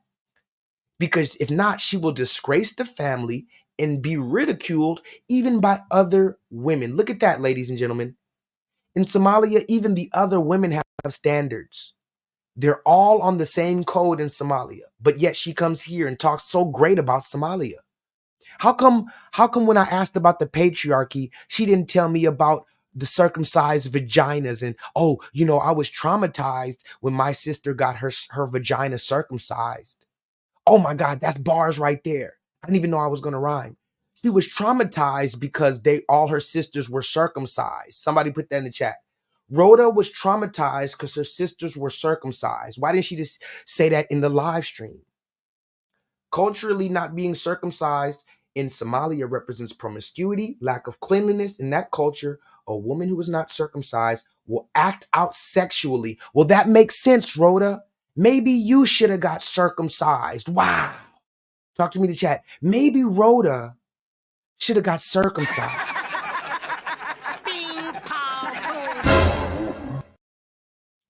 Because she says here, not being circumcised in Somalia represents promiscuity, which you are, a lack of cleanliness, which I don't know you in person, so I don't want to say that. But in that culture, a woman who is not circumcised will act out sexually like you're doing and cannot maintain dignity like you cannot. Or at least she goes to the cultural belief. And that cultural public opinion helps persuade women to volunteer and even look forward to a circumcision. Because for them, it means marriage and regality. And marriage and regality for a woman in Somalia means survival. That's a very deep bar right there, Mofax. The women in Somalia understand that they need the men to survive. But see, the red man in America has made our black women believe that they don't need us to survive. Do you see that? Do you see the very big difference? When a woman thinks that she needs a man to survive, not even thinks, when a woman knows that she needs a man to survive, she'll go as far as to chopping her pussy off just to make sure she has a man, a proper man. But in America, where they have been led by the false bearer of light to believe the lie and deception that they can live without a man, that's where they're doing all of this promiscuous shit. And that's where they don't think that a man means anything. Do you see the difference? So these are the differences between Somali and black. Let's continue. To further persuade women, they are celebrated on the day of their circumcision. Most of the time, Somali women are called on to wait on men and children hand and foot, but not on the circumcision day. They are surrounded by supportive women, and there is a feast after the procedure. The victim, she calls the people who got a circumcision a victim. Look at that. The whole time it says the women said they want to get circumcised because they know that that's what needs to happen. She says they're a victim. Is given a special garment to wrap around her legs. She's served for the next few days. She is the center of attention for a change. We're almost done with this. I just wanted to read this to you because this is a big part of it. And I'm going to read this last part, which is a really big thing. I could see how that could be appealing to women who are far often deprived of praise and attention. My sisters today are adults with children living in America. Now that they are not so heavily influenced by mother or the study high school handed Somali community, their feelings of circumcision had changed. They seem to have solace with their experience, and I am relieved that they will not be carrying on the tradition to their next generation. Okay, so that is Rhoda's whatever you want to call it, about her circumcision. Can y'all hear me? Hold on. Can y'all hear me? So that's Rhoda's story about her sisters getting a circumcision and how she was traumatized by it. But for some reason, Somali is so great. De facto, take a screenshot of this right here. This is another thing that was at the bottom of that article. You know, she wrote that article I just read. This was the picture at the bottom of the article. And let's read it together, what it says about Rhoda Hassan. This is when she was calling herself Rhoda Hassan. She has a bunch of different nicknames too. That's a big telltale sign of a scammer. They've been known by many different names and aliases throughout their years. She was Rhoda Hassan, Rhoda Rhoda Banshee. She had a million different names. Anyway, look here, de facto. This is hilarious. I think you're gonna find this funny. Rhoda Osman is studying journalism at Columbia University. She was born in Kenya, where her family, listen closely, her family fled to a refugee camp, ladies and gentlemen.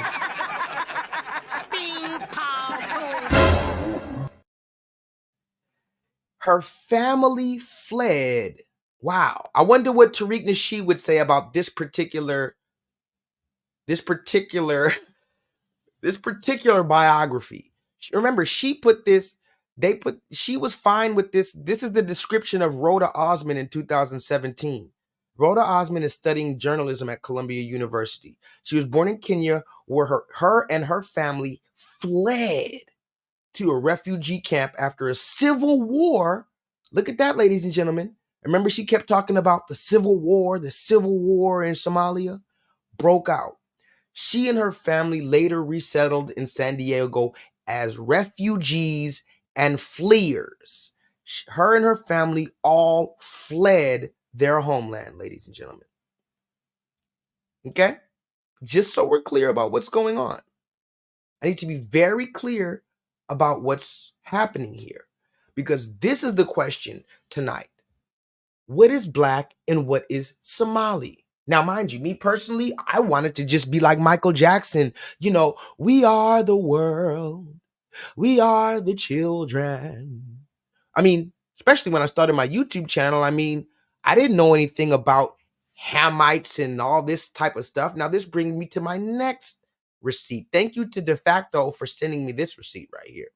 I don't know if you guys are going to be able to see it. I highly doubt it, because it came out really small. So you're just going to, I guess, have to either zoom it in or, you know, I guess just believe me. Actually, I have to scoot up for this because I can't even see this shit personally. Let me look really closely. Okay. This is from University of California .education. And I guess they're talking about the different classifications for race. You know, when you go to school and you fill out paperwork, you have to fill out your race and whatnot, your ethnicity, your nationality, whatever. So it has different, if you look very closely, it has different categories for the races of people. You've got on the left, African American / Black. You've got to the right of that, you've got Hispanic / Latino. To the right of that, you've got American Indian / Alaska Native.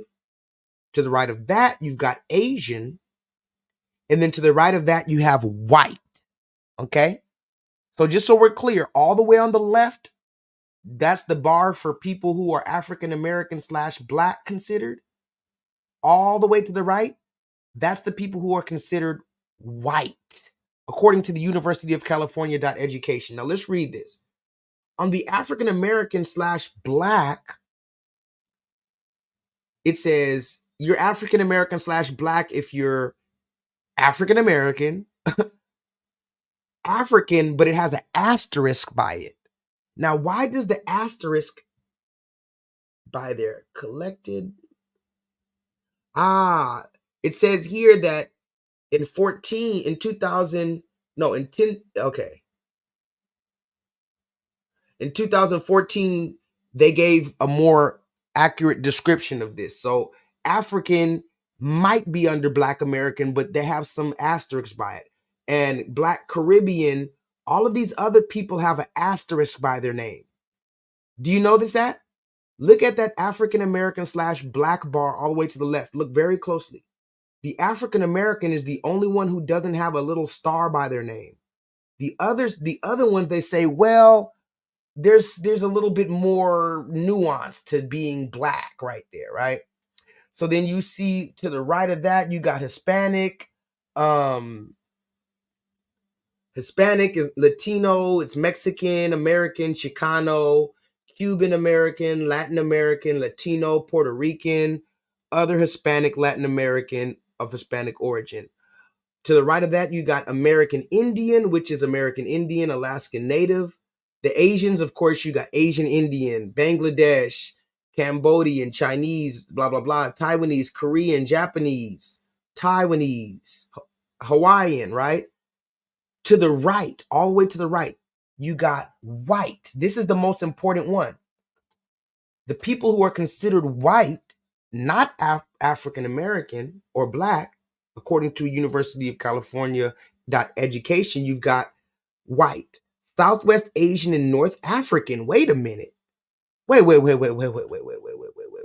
I don't know how. Again, I don't know how. I don't know. This was sent to me. You guys tell me.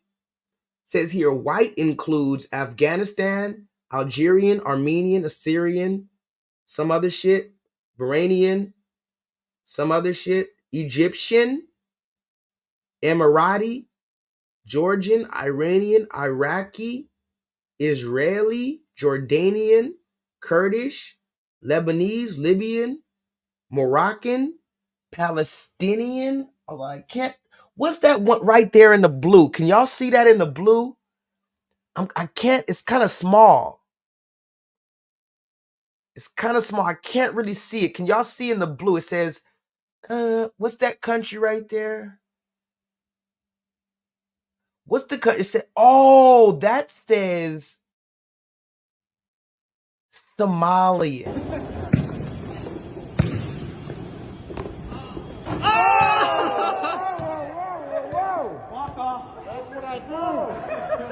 That's what I do. You see that, right? It says, according to the University of California education, Somalians are considered white in many places. I just thought that was interesting. You guys can break it down. All the scholars that know what that is, you can break that down in the comments, right? But I have a few more receipts before we get out of here. I told you I wasn't going to spend all 5 hours. Right now, we're only at an hour 45 minutes, so we're still doing good timing. Thank you guys for joining me. Please press the thumbs up button. If anybody would like to donate, I would appreciate it. Of course, you don't have to, but there is my Cash App. If you are interested, you could send $7. You could send $7 million if you would like. But, you know, my channel is not monetized. That's why you will not see any advertisements or commercials during my shit. My channel has never been monetized. This is my second channel on YouTube. The first channel was deleted because I was talking about the vaccine and other stuff. I was talking about the transgender community. They got me out of there. I had 3,000 subscribers.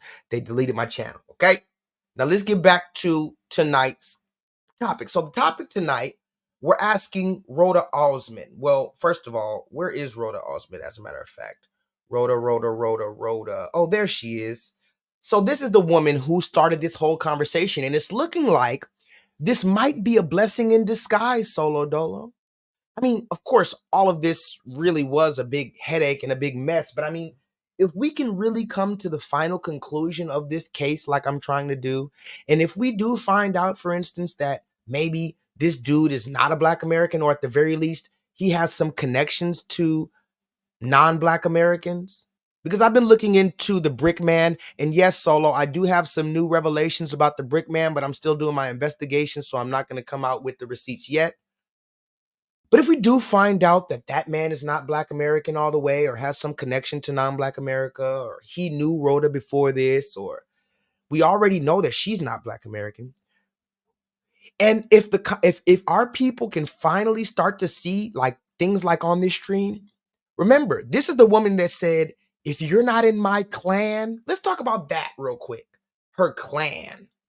She said, and we're going to play the video again at the end. I'm going to put all these receipts and I'm going to play the video at the end without stopping it so you can hear it all one more time, last time. This woman said, if you're not in my clan, my Somalian clan, you're not part of this. You're not part of this conversation. And I'm not going to tell you if I disagree with my Somalis, because that's my clan. Now let's get back to that conversation about her clan, shall we? What does she mean by her clan? Well, let's look into it. There is a thing going on called a Jareer. Now, I'm not going to show the video because, for one, I don't want to get a strike for showing fighting. For two, the video I got was a little bit blurry and I couldn't really hear what was going on. I just saw a bunch of fighting. So I don't want to show that particular video for the sake of the argument, right? But there's a video going around on Twitter, X, whatever the hell, that allegedly in some high school they had some Somalian girls or boys and girls and boys versus some Black American girls and boys. If you guys have heard about that or at least seen it or heard about it, raise your hand in the chat. If you haven't, it's perfectly fine because, again, I'm just finding out about it. I saw a little thing about it. I never watched it until today. Allegedly, they had some fights at the high school between the Somali community and the Black community. Put that in the chat. A fight wait a minute. I thought everybody was Black. Why was there an organized fight that was organized? And when I say organized, I mean there was Blacks on one side, Black Americans on one side, and Somalis on the other. How come you didn't have a little bit of here, a little bit there, everybody there, a little nigga from Nigeria, another nigga from Somalia, another nigga from Jamaica, and another nigga from Detroit? How come it was Blacks on one side and Somalis on the other? Allegedly, because, again, I did not confirm that was what this fight was about, but that's what everybody's saying, so I have no reason to believe that's not the truth. So you have a fight between high school Somalis and high school Black Americans, and allegedly they were calling each other Jareer. Can somebody put that in the chat? They were calling each other Jareer. Now, I had to look into this word because I've heard it before, and as I've told you before, Black Americans or whoever we are, right? Everybody has a name for us. Even the Nigerians call us Akata and all this other shit. The Asians call us Haigwai. Remember, let me see if I can find that receipt. The Asians call us Haigwai. Let me see if I can find that. Asians. Hold on. Haigwai. I have too many receipts, y'all. I'll pull that shit up another time. But go look up what they call Black people in China. Haigwai. Heigui. Right? Now, let's get back to this. The word Jareer. I'm not 100% sure what this word means, but allegedly in the fight video, the Somalis were calling the Black Americans Jareer when they were fighting them. And that's what sparked this, and whatever. I don't know if it's true. Again, I'm just giving you the news that the news doesn't show. It says here, I had to go look into it today when I was doing research. I typed in, what is a Jareer? And now I don't know if these are the right answers. I got a million answers. So, it's kind of like when you ask a Nigerian, what does Akata mean? They're never going to tell you the truth. Well, Akata, it's a good term. There's nothing wrong with that term. We love Akata. Akata just means a beautiful baby. Like, shut the fuck up, nigga. Tell me the truth.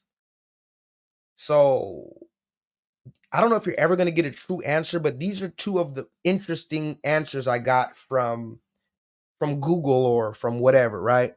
So this dude said, and this is from 2 years ago, this dude said, Jareer is what the Bantu, somebody put that in the chat, the Bantus in Somalia are called, which is funny because I just heard somebody call into Tariq Nasheed's show, and she was going on and on about, we are the Bantu people. We are the Bantu people. Again, I'm not a historian. I'm not a geographer or none of that shit. So if anybody knows anything about this ancient stuff, please help me out. Said here, Jareer is what the Bantus in Somalia are called. It's short for the word Jareerweni, which is a Bantu tribe. Let's listen to that, guys. Remember, she was talking about her clan. Says here, the Bantu tribe is what they call the Jareers. Bantus are referred to as Jareerweni or Jareerwane, whatever. Nobody uses the English term Bantu in Somalia. If you go up to a Bantu and ask them what they are, they will tell you that they are Jareerweni. They proudly claim Jareerweni.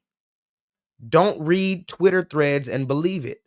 Most of these diaspora kids haven't stepped foot in Somalia. They want to apply BLM to Somalia. What you have to understand is Somalia is run, listen closely, Somalia is run by clans. Y'all playing with me like I'm not from Africa. Y'all playing with me like I'm not from Somalia. Y'all playing with me like we don't do voodoo there. Y'all playing with me like my mom's not a witch and my dad's not a wizard. Do you see all these candles burning? Do you see this? Do you see how many candles I've been burning? Baby, I'm sending that right back to you. And I'm more powerful than you. I'm a motherfucking powerful witch. I'm a motherfucking powerful witch. Your spirits are not on the level of my spirits. Your energy ain't matching my energy. And your ancestors ain't as strong as my ancestors. Motherfucking powerful witch. Motherfucking powerful witch. I'm sending it right back to you, homie. So you should not waste your time or your money. But you don't have to take my word for it. What? Bro, what are you talking about, man? Bro, I'm out, man. That nigga's tripping. So, as she said in the beginning, I don't feel comfortable talking about it if you're not in my clan. Turns out this dude 2 years ago said, what you guys need to understand is that Somalia is run by clans. Ethnic Somalis have been killing each other. Listen to this.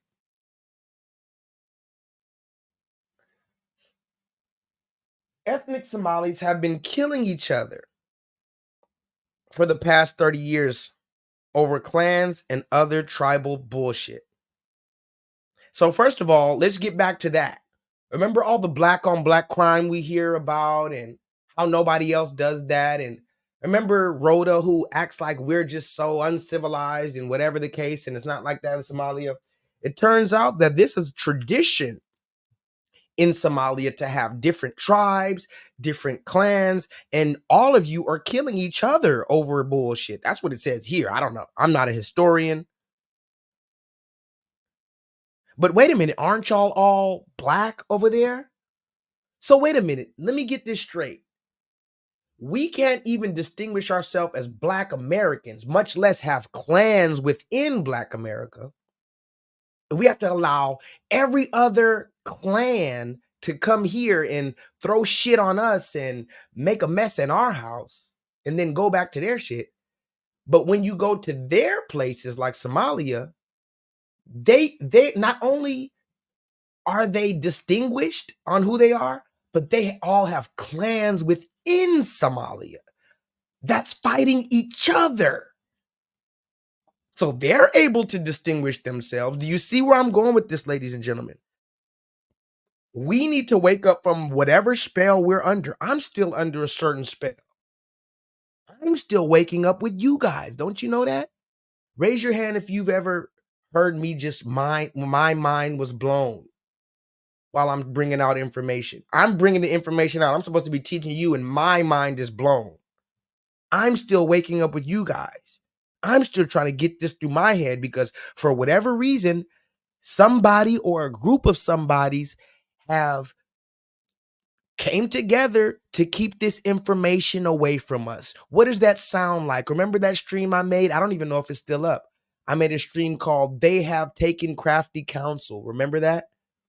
They have taken crafty, somebody put that scripture in the chat. They have taken crafty counsel against the children of Israel. They have said, let them cut us off so that they may no longer be a nation. They are confederate against us. Talk to me. We're the only ones, Leonard de Yehuda, that don't know this stuff. That's the thing. That's the mind-blowing thing. They walk amongst us. Wasn't there a movie called that or something like They Walk Amongst Us? All these motherfuckers. I'm not even talking about the Pakistanis. I can understand why DJ Khaled hates on me. If I was fat ass, not talented DJ Khaled, I would hate on Black America too and try to assimilate into Black America too. But when it starts getting black, That's the question. You can call this video the prelude to my next video, which will be titled "What is Black?" I'm still have that on my list. That's one of my #1 videos that I've wanted to make since the beginning. Still haven't made that video. What is black? I think that's one of the most amazing questions. It's just so profound, so simple. What is black, quote unquote, question mark? Because I mean, this woman here, she says she's black, but in all honesty, I mean, is she really black when her mom's an open witch and her dad's a wizard? Talk to me in the chat. How many black Americans have a wizard father? Y'all playing with me like First of all, black Americans don't have a father. Well, maybe let me rephrase that. Maybe that's where our father is. Talk to me in the chat. You know how it says, you know, black Americans don't have a father because he ran away. Maybe he's just a wizard and he disappeared.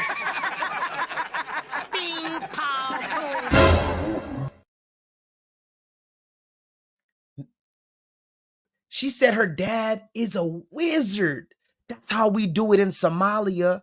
That's how my clan does it. y'all playing with me like I'm not from Africa. Y'all playing with me like I'm not from Somalia. Y'all playing with me like we don't do voodoo there. Y'all playing with me like my mom's not a witch and my dad's not a wizard. Do you see all these candles burning? Do you see this? Do you see how many candles I've been burning? Baby, I'm sending that right back to you. And I'm more powerful than you. I'm a motherfucking powerful witch. Now, let me read this second receipt real quick before remember, we're not going to spend too much longer, maybe one more hour, hour and a half tops.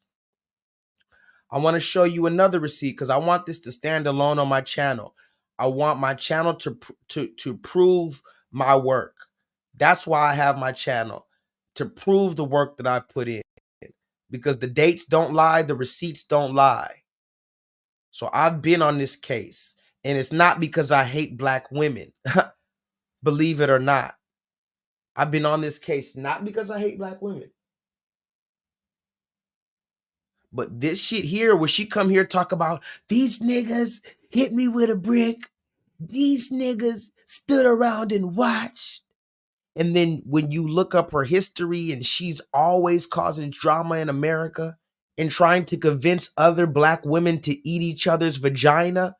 Can somebody tell me why she doesn't tell Somali women to eat each other's vagina in Somalia? Let's really talk about it. Remember, ladies and gentlemen, when she went to Somalia, this is how she was dressed. And then when she came to America, this is how she was dressed. You see the difference?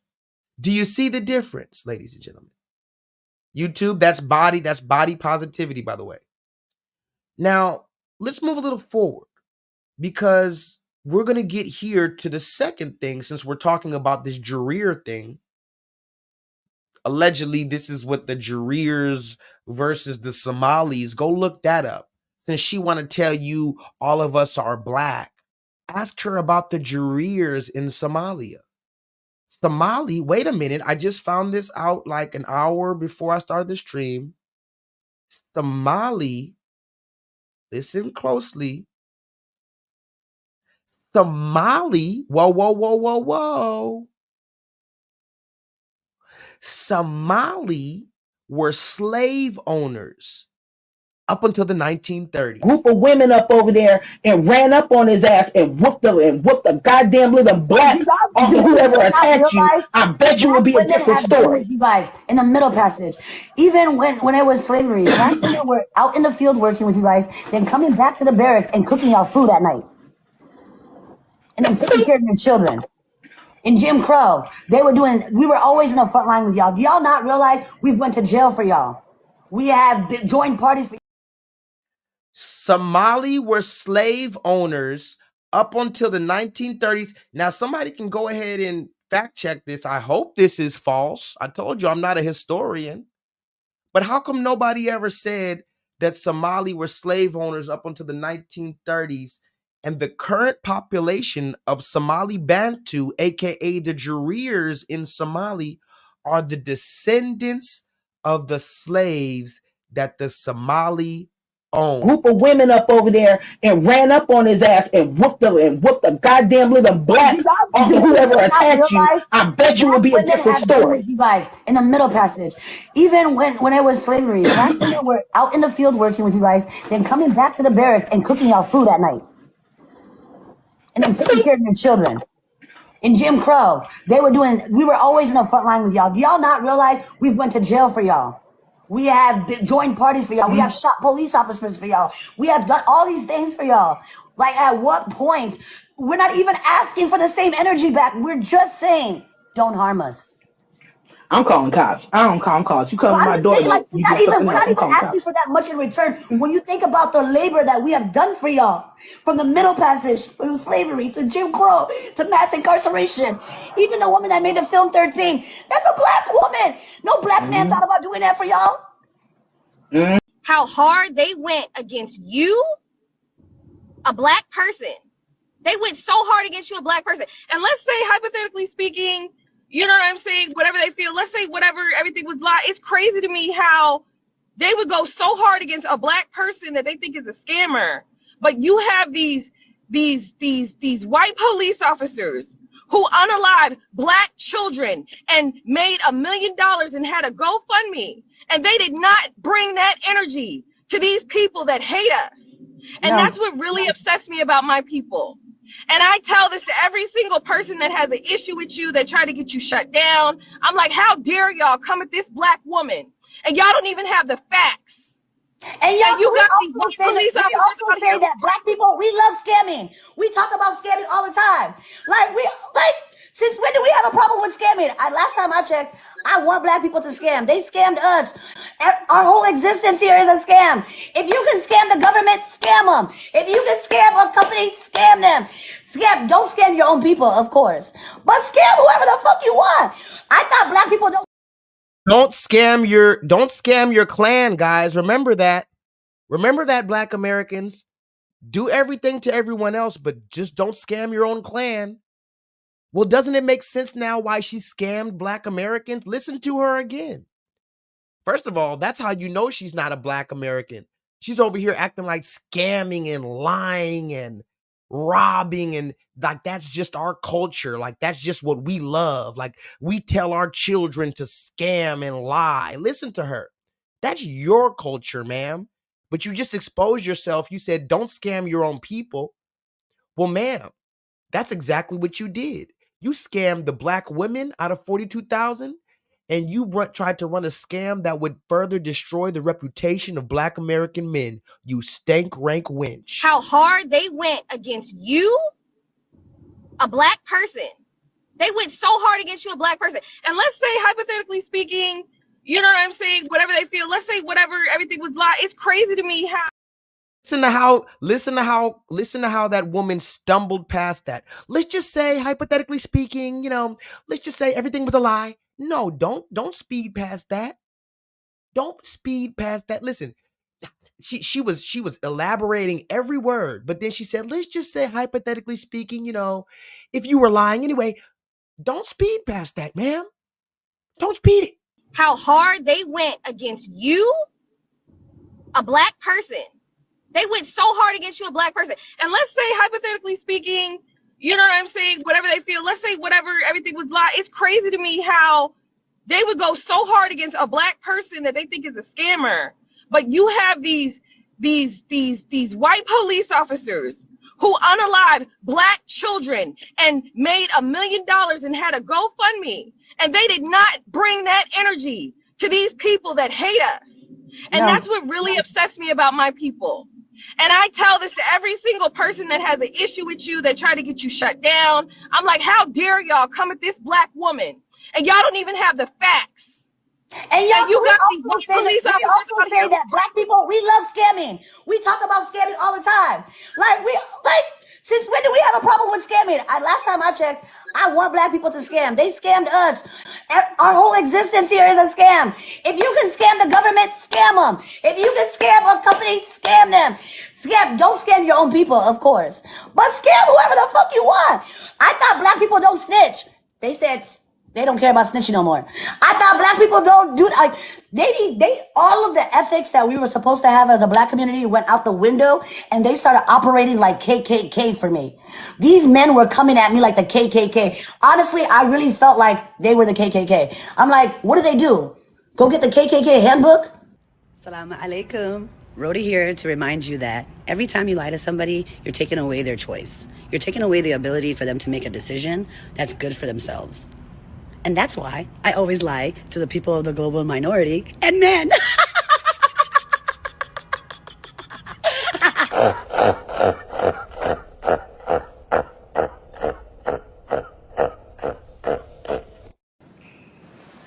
Gotcha.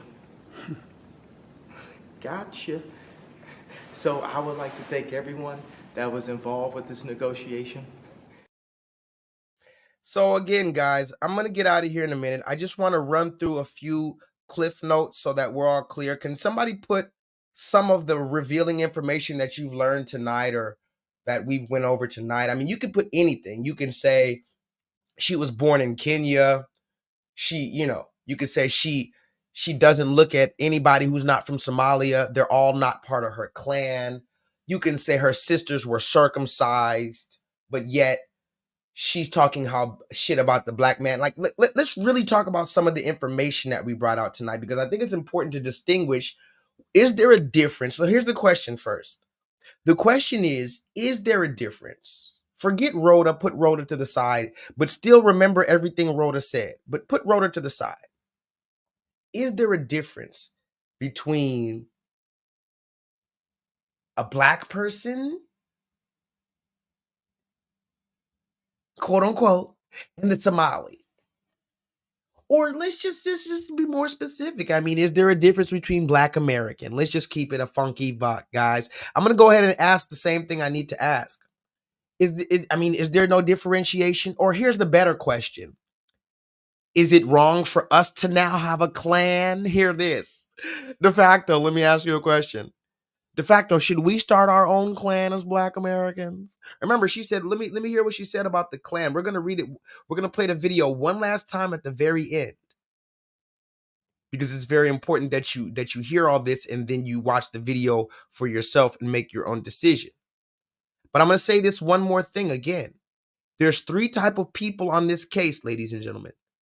There's three type of people that are watching this case very closely. I need you to understand the difference. Very different. First of all, this is one of the biggest cases, damn near I say literally, possibly the biggest case in the last 50 years. This case is bigger than OJ. Just so we're clear, guys. I'm going to be the first one to say it, because remember, I told you I'm living in the future. A lot of y'all are still in the present, much less the past. And it is what it is. Guys, this case is bigger than OJ Simpson. Okay? Just so we're clear. OJ killed the bitch. Maybe he did, maybe he didn't. Right? Bitches die every day, B. But it's not every day you get somebody from outside of America that comes into America and acts like they're all of a sudden so-called black, but then when they're in Somalia, they're dressed like the motherfucking, I don't know, what is this woman dressed like? Look how she dressed in Somalia. Like I said before, she's a hunter-gatherer. Look at the back. Look at the camel in the back. She spray painted the camel's hump. Poor camel. Put a camel emoji in the chat for Rhoda. Put a brick and a camel in the chat for Rhoda. You would have been better off riding that camel on 26-inch rims back in Somalia with this big-ass comforter and that burqa on your head than coming over here, starting a problem, thinking that we don't know what the fuck is going on or we weren't going to catch on. That's the problem. She was watching all them shitty draws in Somalia, then she came here, thought she could. See, that's the thing, guys. They didn't think we would catch on. That's the disrespectful part.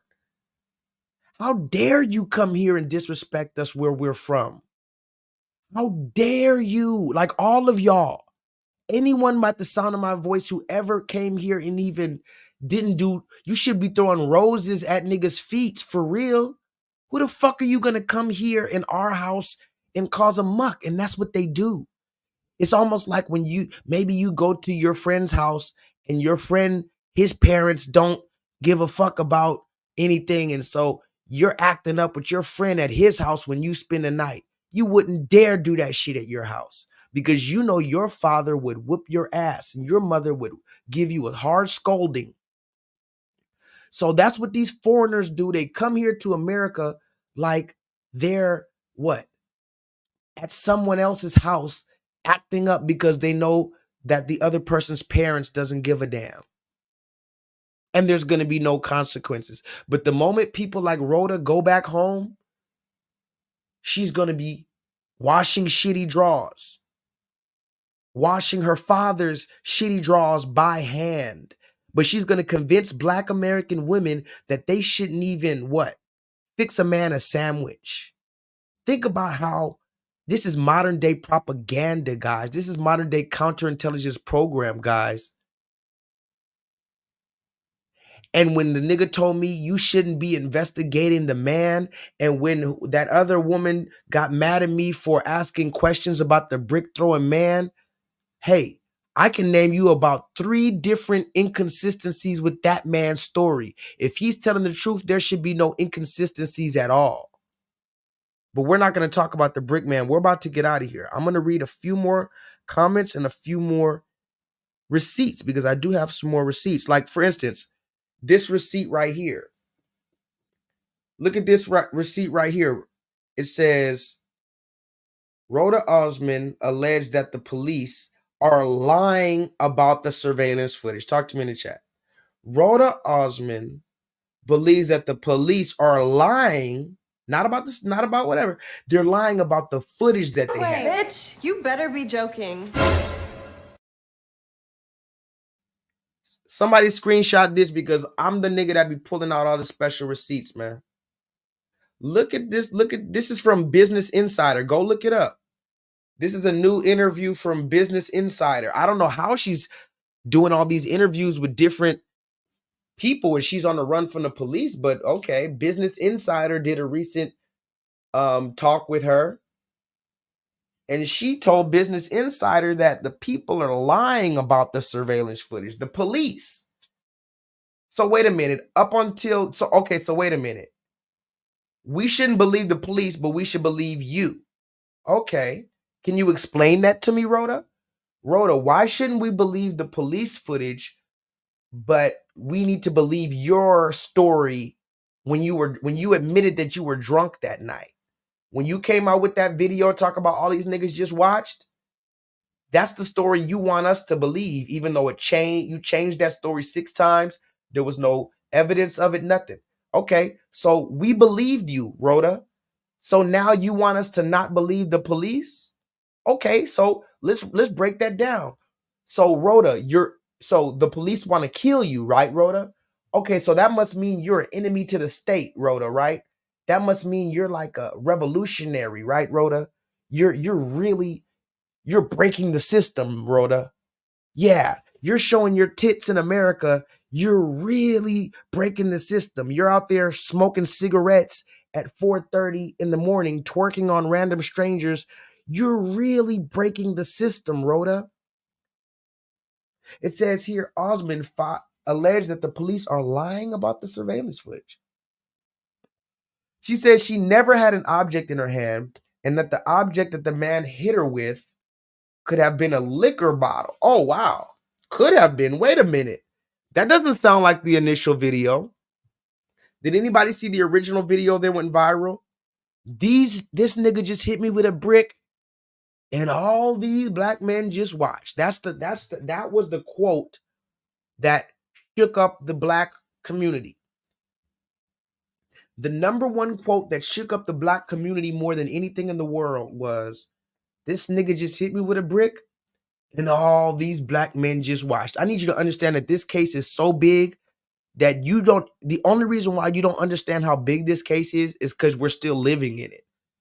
5, 10, 25 years from now, when you look back on this case, and people like J-Lethal who actually broke the case, and this case is not over yet. When we reveal all this shit, that's when you'll realize how big this case is. Osmond alleged that the police are lying about the surveillance footage. She says she never had an object in her hand. The object that the man hit her with could have been a liquor bottle. After being struck, she says she then called the police and was taken in an ambulance to the hospital. Osmond shared her hospital records with the Business Insider. That's what BI stands for. Osmond shared her hospital records with Business Insider, in which a doctor reported a contusion on the left side of Osmond's face and blood coming out of her ear. Osmond told BI that she couldn't recollect everything perfectly. Listen closely. Osmond told Business Insider, this isn't what she told police. This is what she told Business Insider the other day after 4 months, after the warrant came out. Mind you, this is an interview after the warrant. She's still on the run. After she was proven to be a liar. After she went to Jamaica to pop her pussy in Jamaica. After she was at the strip club. After she got $42,000 from GoFundMe. After they called her a liar and found out that she's lying. After she got a felony for, what is it called? Theft by deception? After she's on the run from the Houston Police Department, now she says, I cannot recollect everything clearly because I have just been hit over the head and I had a concussion and I had been drinking, ladies and gentlemen. Talk to me in the chat.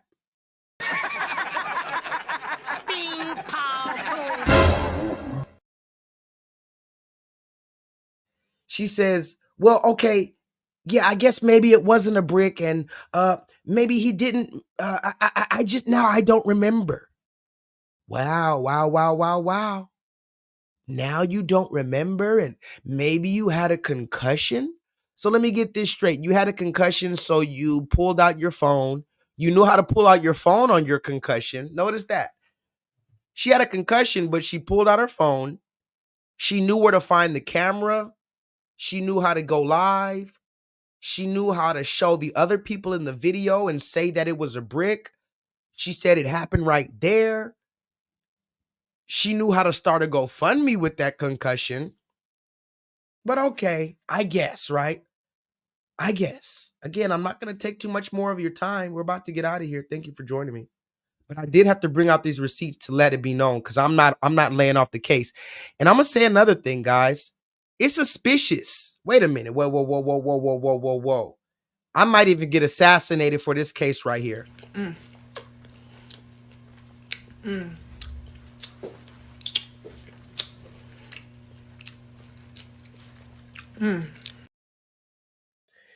Go look up, what's the dude's name?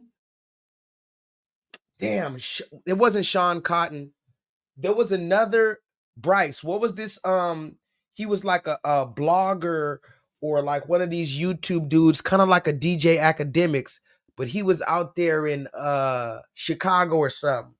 What was the dude? Zach TV. That was his name. I think that was his name. Go look it up. Is that him? Did Zach TV die? And I'm not speaking this into my life, but I mean, I'm just understanding all the possibilities. Is there a dude named Zach TV? What up, Jay? You gotta have to run it back. I've been looking for you, dog. There's a no, not Sean Cotton Say Cheese. I'm talking about there was a dude named Zach TV. Yeah, he got killed, Jay.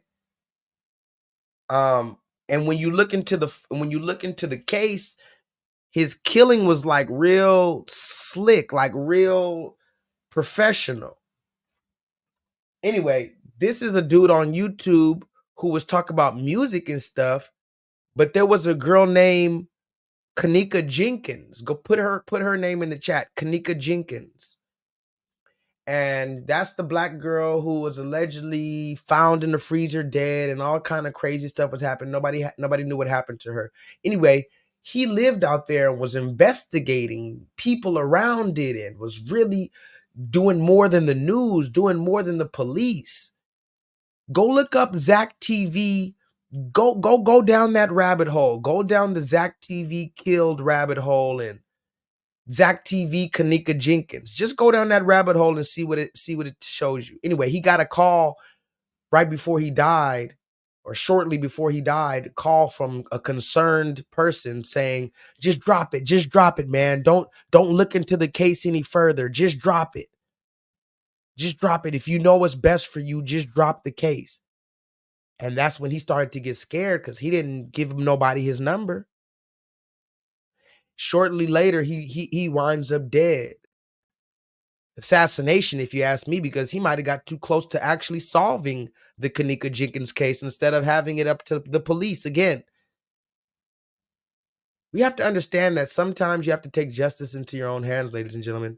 When it comes down to this brick case, I believe that this is one of the biggest case, if not the biggest case for sure in Black America in the last 50 years. And the irony about it is this might not even be a Black American case.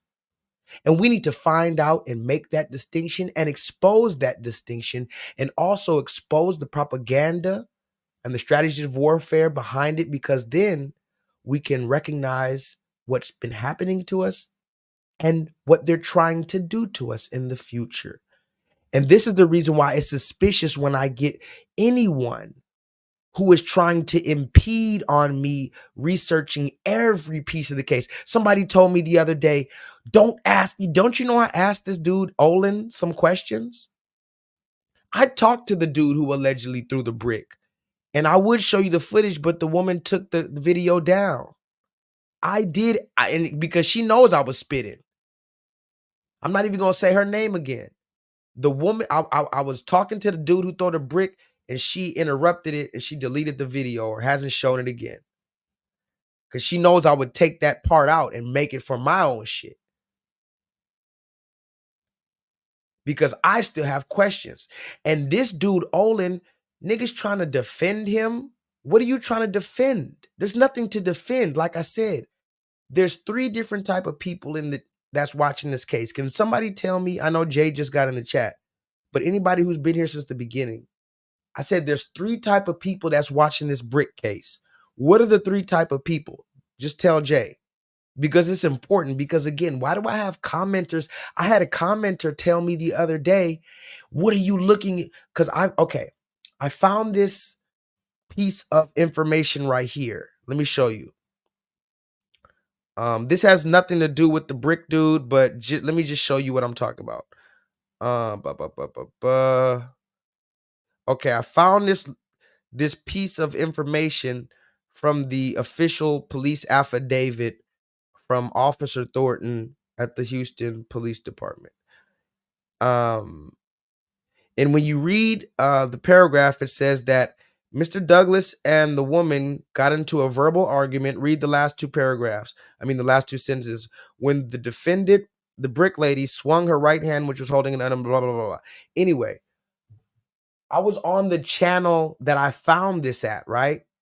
And I was commenting to the woman. I said, hey, can you send me a link to find this official police affidavit? Because I found some police reports. I found the news articles, everything else, but I didn't find the official police affidavit from the police's mouth. And this is it right here. And the police, from their mouth, they said the video shows not only did she hit him first, but she was holding something in her hand too. And then he hit her back with something in her hand, which was not a brick, it was a water bottle. Anyway, I was looking into this, and I left a message to the woman. I said, hey, can you send me a link to this police affidavit, or can you at least screenshot, that full page for me? This nigga out of nowhere, who's not the woman I was commenting to, not the dude who made the video, some random dude's gonna comment, hey, the case is closed. What the? He said, hey, the case is closed. Why are you looking into it? Matter of fact, I'm gonna read the comment. I'm gonna find the comment that this dumb nigga said. Some dude, and it wasn't, you don't even know who it is. I'm thinking this might be deep, guys. You might have agents in the chat, like trying to deter people from, I don't know what's going on. I'm just being completely transparent. I don't know what is going on. Let me see if I can find this comment. Because the dude was in the live stream comments tonight. He came to the live stream. He found my channel and found it, but he hasn't commented since. So the channel I'm talking about, I'm not gonna say her channel because I don't know if she's a feminist or not. So I don't want to, you know, a lot of these women that's talking about the brick situation, they might be right on the brick situation, but then you go down and all they're talking about is, oh, black. I mean, people can talk shit about me too. Maybe I'm a chauvinist. I don't know. But let me find this dude's comment real quick before I get out of here. Okay, so I'm looking for more information on the situation because I said I'm still on this case. And this nigga says, okay, so I said, ma'am, can you please inform me where I can find the official police report that you played at the beginning? I'm also an independent journalist that is working on the case. This man, whatever his name is, said, working on the case? The case is already solved. Did you watch this video at all? Did you? Oh, no, that's what he said. The case is already solved. And I'm like, okay, so if the case is solved, first of all, who the fuck are you texting putting a text on my thing? Like, who are you commenting to me? That's the crazy thing. Why would you comment to me, the case is already closed? Okay, if the case is closed, then the case is closed. Don't worry about why I'm still investigating. So the last thing I'm going to say before I get out of here, I'm going to say a few more things. Ladies and gentlemen, when I say I'm an independent journalist, that's what I mean. That's what I mean, ladies and gentlemen. This is one of the last times you gonna ever see a bad guy look this good. And when you fucking with me, solo dolo. What did Tony Montana say at the end? He said, "You fucking with me?" What did he say, Solo? Because here's the fact of the matter. I never signed no contract. I never in my life signed a contract to sell my soul. And I didn't sign a contract to keep no secrets. I didn't sign and you fucked up because you made me Black American. You made me part of the demographic that you didn't include in anything. The only way you allow me to be included is if I'm like Steve Harvey, get the fuck out of here. You didn't even give me no land. Joshua Lethal represents the runaway slave. The nigga who Solo Dola said in the chat at the end, he said, J-Lethal just doesn't play by the rules. And I don't. I don't play by the rules. Why? Because I play by God's rules. And sometimes I break those, but at least that's when the only time I'm sad when I break the law is when it's God's law. How about that? Because these same people who's going to sit here in a robe, did you see how they talked to Tyrese when he was going there to have custody of his child? Remember, all the women will say, you need to fight for your child. Put that in the chat. If you've ever heard a woman say, you need to fight for your child in court, go to court, spend the money. They don't even know what that really entails, how much a lawyer costs, none of that, how much time you got to take off court. Meanwhile, the mother has the kid just because that's what the police in America allow. And what did they tell Tyrese? Do you remember? When he finally, let me see if I can find that footage on Tyrese. When Tyrese finally went to court after crying in front of the world, they said, go to court and show the red man. Maybe the red man is good. Of course, the red man's going to figure it out. The red man's going to be fair. They're going to give you justice in America. You remember what they told Tyrese? So in 2018, when you were financially in shambles, do you know how much you made that year? I don't. Well, according to your tax return, you made $2.221 million. Page 32. Do you want to check my math? Sir, I'm asking you because I don't do the CFO thing. Here's a question to you, smart person. No, hey, that's enough. You go sit down. We're taking a break. Lawyers back now.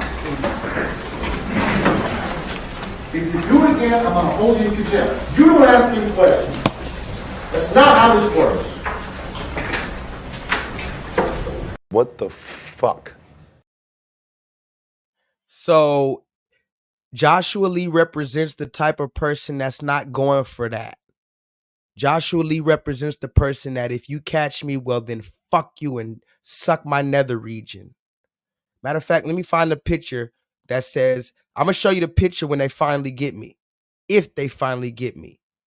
There's one picture that represents my spirit if they finally get me. This is the picture right here. If they finally gonna get me, then fuck you.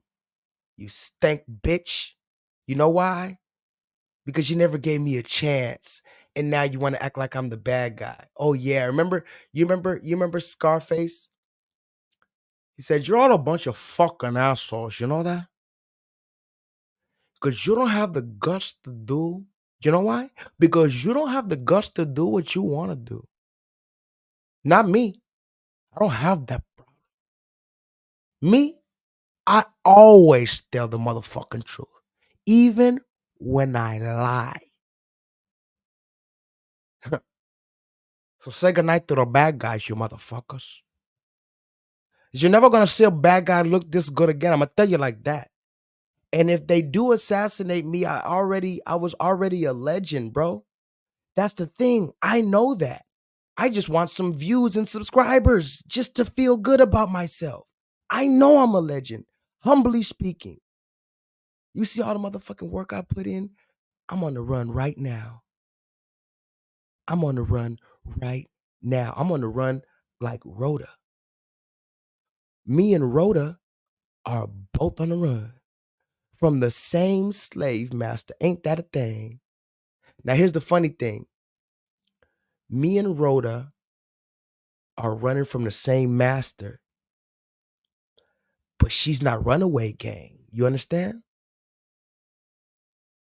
Rhoda's not runaway gang.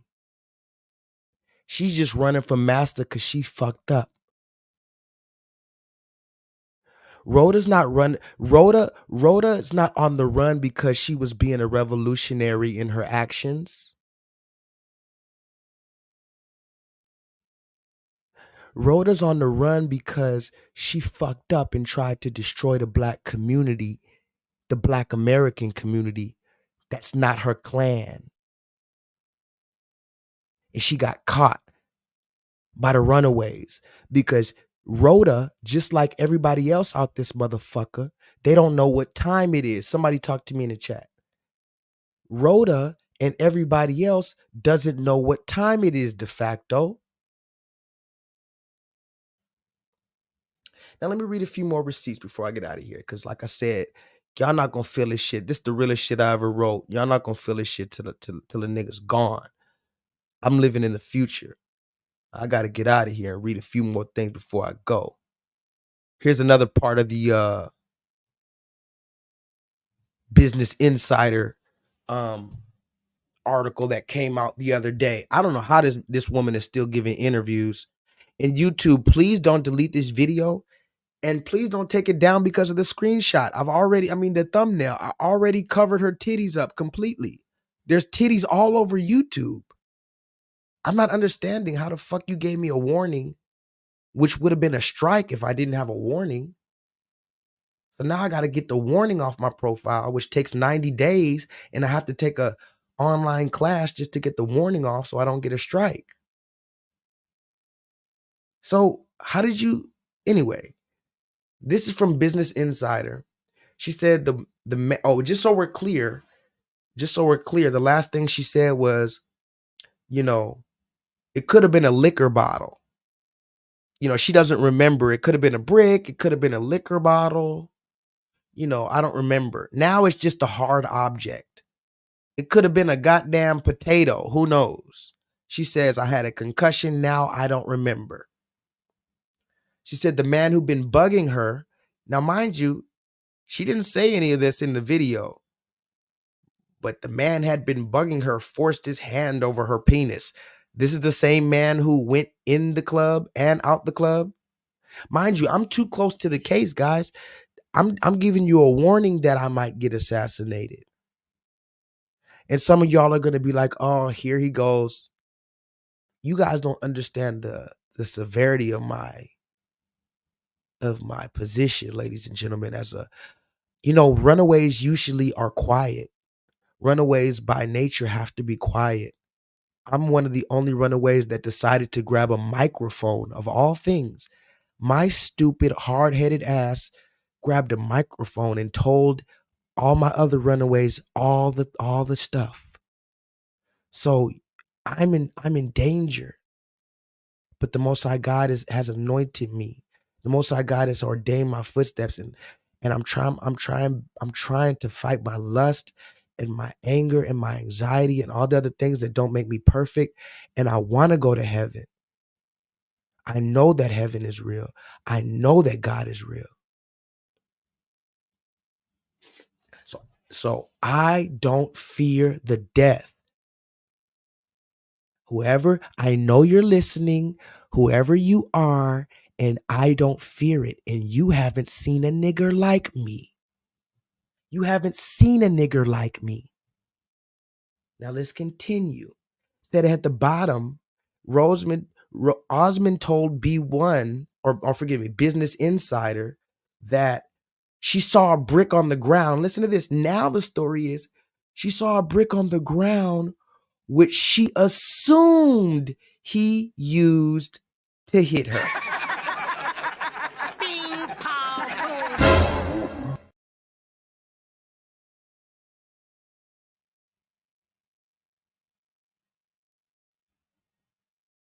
I was rooting for you. We were all rooting for you. How dare you?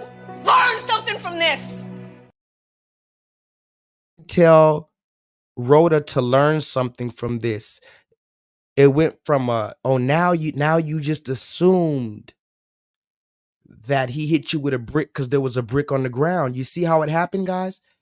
Raise your hand. Who's the only one that went out to the brick location? Let me read some comments. Who's the only one on YouTube that went out to the brick location and showed you all the high definition cameras and talked to the man at the liquor store right where the cameras were in the parking lot? Who's the one that told you that there was cameras pointing everywhere, high definition? Who's the one that showed you the rocks that were all around? They had a few bricks, they had a few rocks around because it was a construction area. So now it makes sense why she just said, oh, well, I looked at the ground and just because, bitch, you looked it.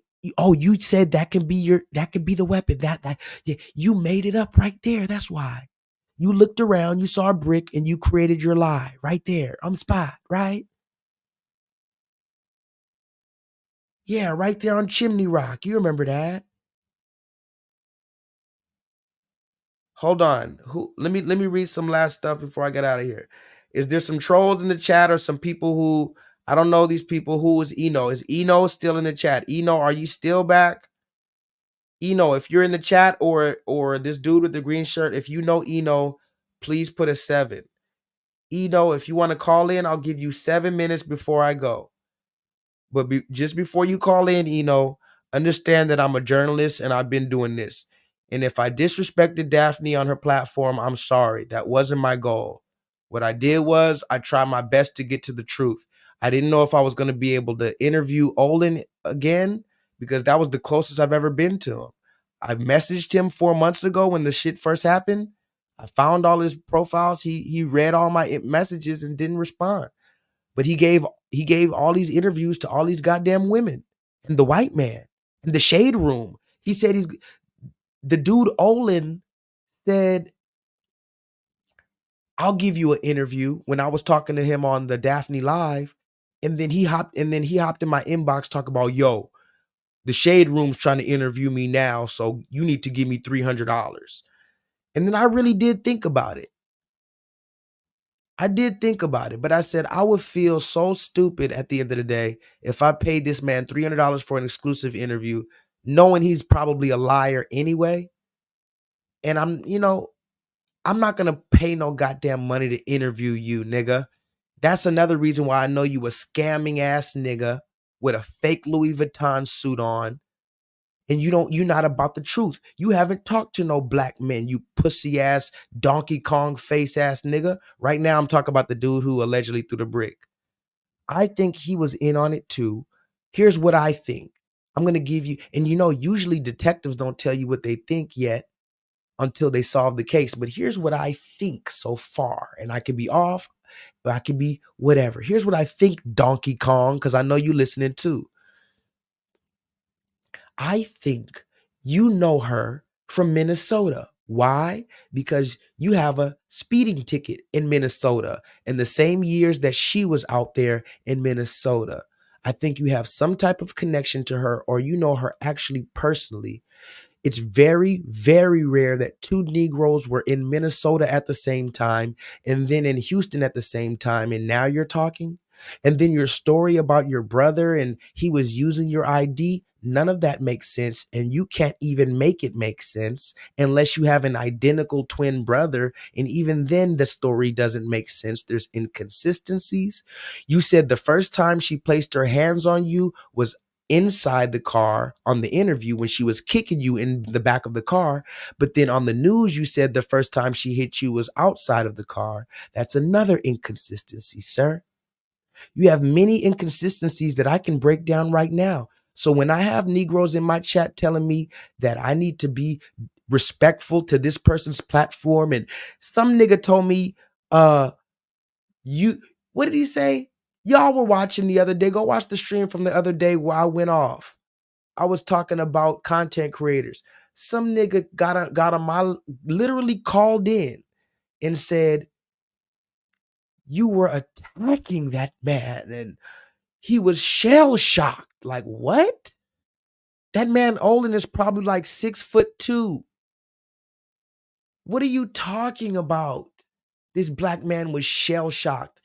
That's how I know you don't know anything. If you've been keeping up with Olin like I have, he's been maintaining his innocence and not giving a fuck this entire time. As a matter of fact, that's the reason why he said he doesn't want to do an interview, is because he said it doesn't even fucking matter. It's just stupid internet stuff. He's been going on all the interviews calling it internet stuff. He doesn't care he doesn't care. So if he was innocent, why would he be shell shocked about my fucking question? Stupid. Let me read some last comments before I go. I mean, I just don't. I have to be one of the last real niggas alive, de facto, because I don't find nobody talking like me and feeling like me. Barely. I gotta find niggas like de facto, Bryce, Solo Dolo, Cop Killer, Brother Sly, Jay. I gotta find my niggas halfway across the world. Bryce is over there in fucking, I don't want to drop your spot, but he's halfway across the United States. But this is why it's the perfect spot to be a runaway.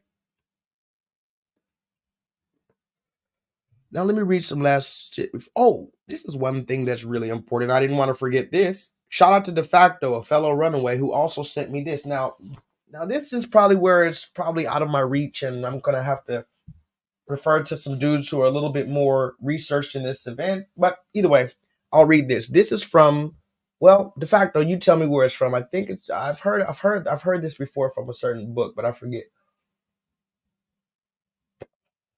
Allegedly, this is the original definition for Ham, or the description of Ham, who is one of Noah's sons in the Bible. As you know, you got Noah, there was the Noah and the flood. Noah had the flood where he had all the animals with him, or two of each kind. And then he tried to warn everybody that there was going to be a flood. Everybody laughed at him. He built an ark. He brought his family and the animals and his three sons. He brought Ham, Shem, Japheth, and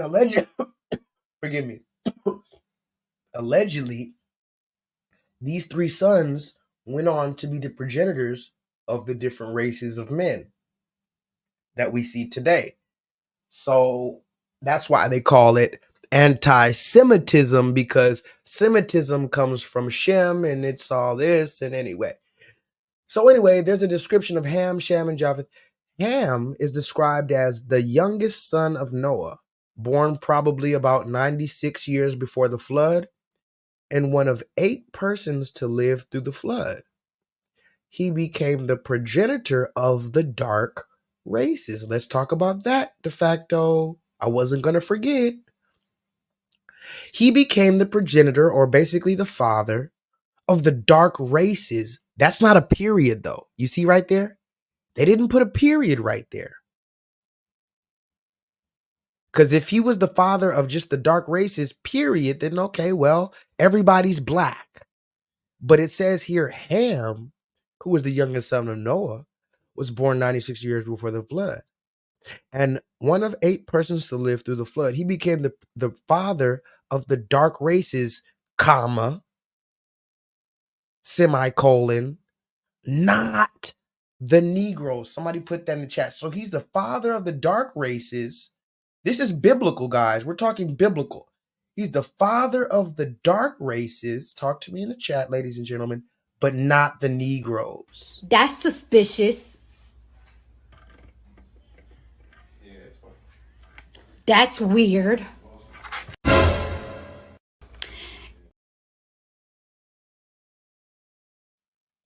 He became the progenitor of the dark races, not the Negroes. So wait a minute. Who are the Negroes? Can somebody talk to me in the chat? Negro, what's another word for Negro? Or better yet, negro. Huh. Interesting. Mind you, I'm just going through this information with you guys. I'm not saying I know anything particularly. I do know Rhoda is a lying wench. I do know the man who allegedly threw a brick has a suspicious Gucci suit on. You got to be very suspicious of a nigga who he has to be seen in Gucci. He has to be seen in Louis. He has you got to see the Louis Vuitton belt. You got to see this big ass. I just who do I see dressing tacky like that? Who do you guys see that dresses real tacky? The top doesn't even match the bottom, and you got some fucking open toe fucking sandals with your ashy toes out, with some tight ass Michael Jackson pants on, with a fucking Versace sweater and a goddamn Tommy Hilfiger hat or something. Who dresses like that? I don't know. I'm completely drawing a blank. But all I do know is that Ham is probably the youngest son of Noah, probably 96 years before the flood. One of 8 persons to live through the flood. He became the father of the dark races, not the Negroes, but the father of the Egyptians, the Ethiopians, which are very closely associated to the Somalians. I'm just saying. A lot of people in the chat were thinking that Rhoda was Ethiopian. The Libyans and the Canaanites. His identity when his father lay drunken brought a curse upon Canaan. His indecency. He saw his father laying naked when he was drunk, so that said to bring a curse upon him. Allegedly. I don't know. I don't know what's going on. Talk to me in the chat. I have no idea at all what's going on, but I do know that it seems like that has something to do with the conversation tonight. Now, just so we're clear, the conversation tonight we're having about is the brick woman, but more importantly, what is the difference between black and Somali, if there is one? And should this woman, this Somali woman who says her clan and this and that, she's only comfortable with her clan. And oh, let me show you one last thing before I go on my final tirade, because I don't want to forget this. If I forget this, I might as well not even do the show.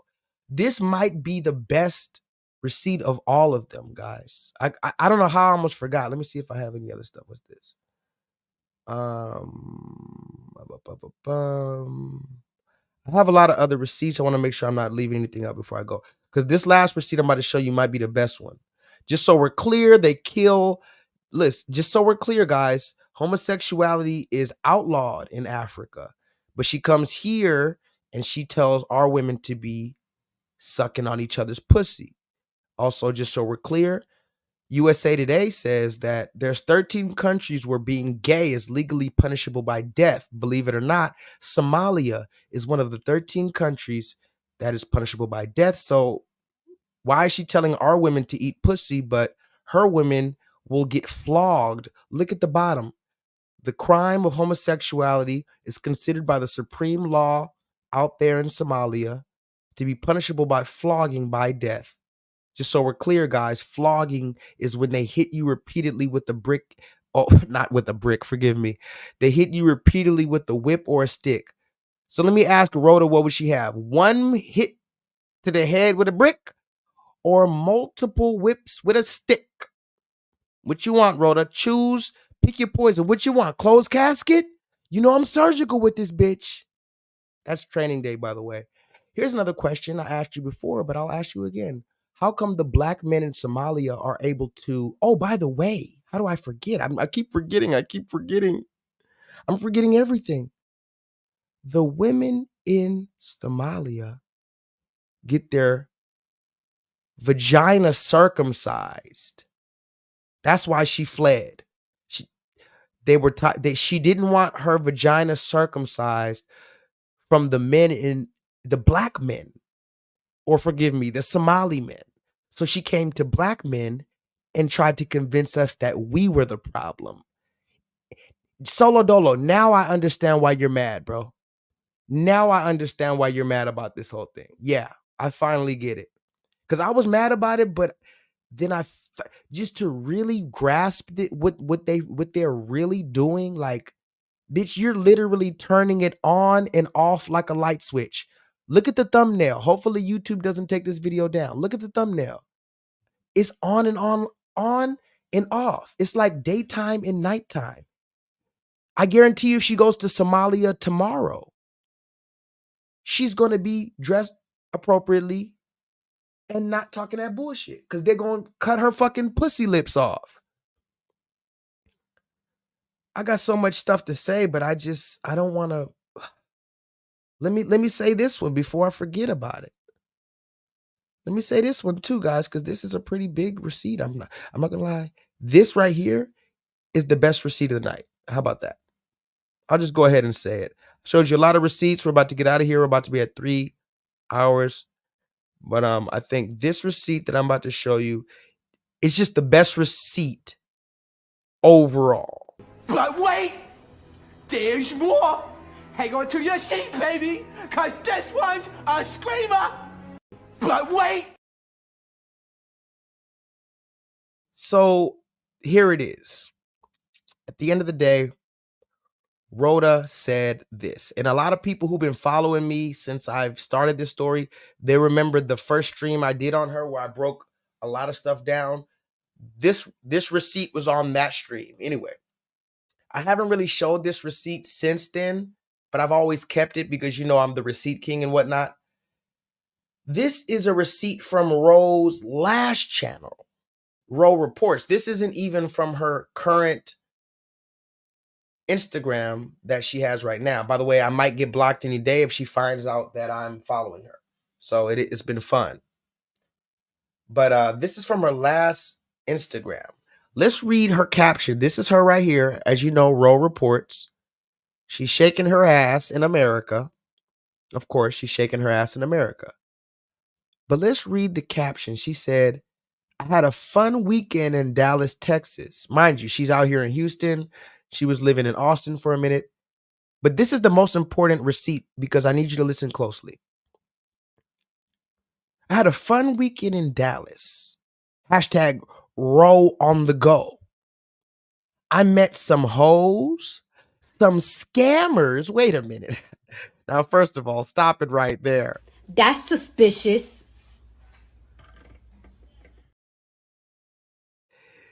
First of all, she said, I met some. Now, mind you, that didn't age well, did it?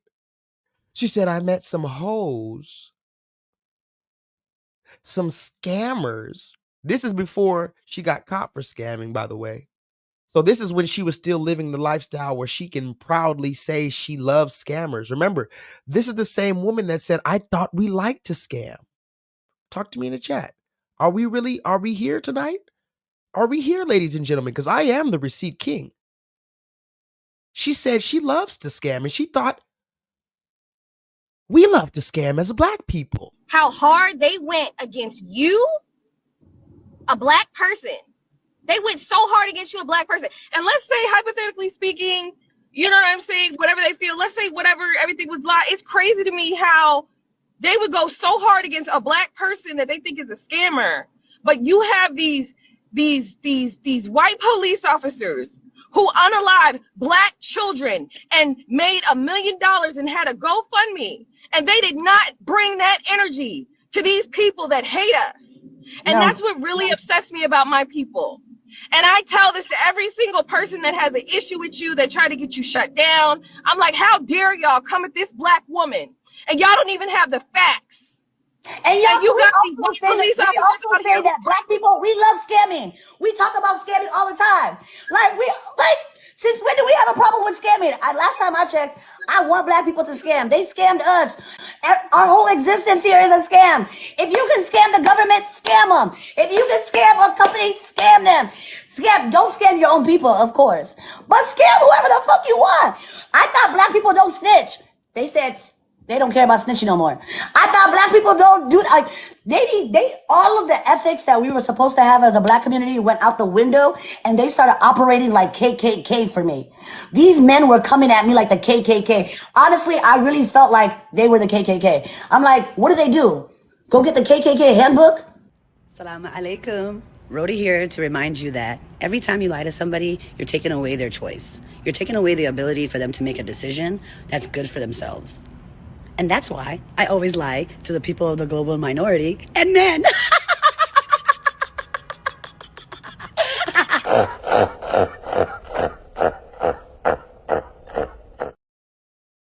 So, it seems like we have somebody in the comments who disagrees or has something to say. Let's see what the person says. So I showed this receipt from Rose's original Instagram. By the way, guys, you can go look this up right now. Kay and anyone else like Kay, you can go on Instagram, as I can right now.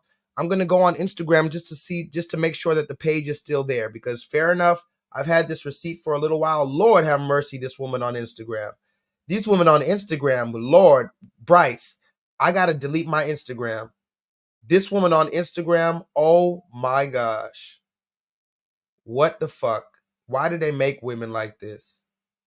Why do they even make women like this that just, oh my God, Lord have mercy.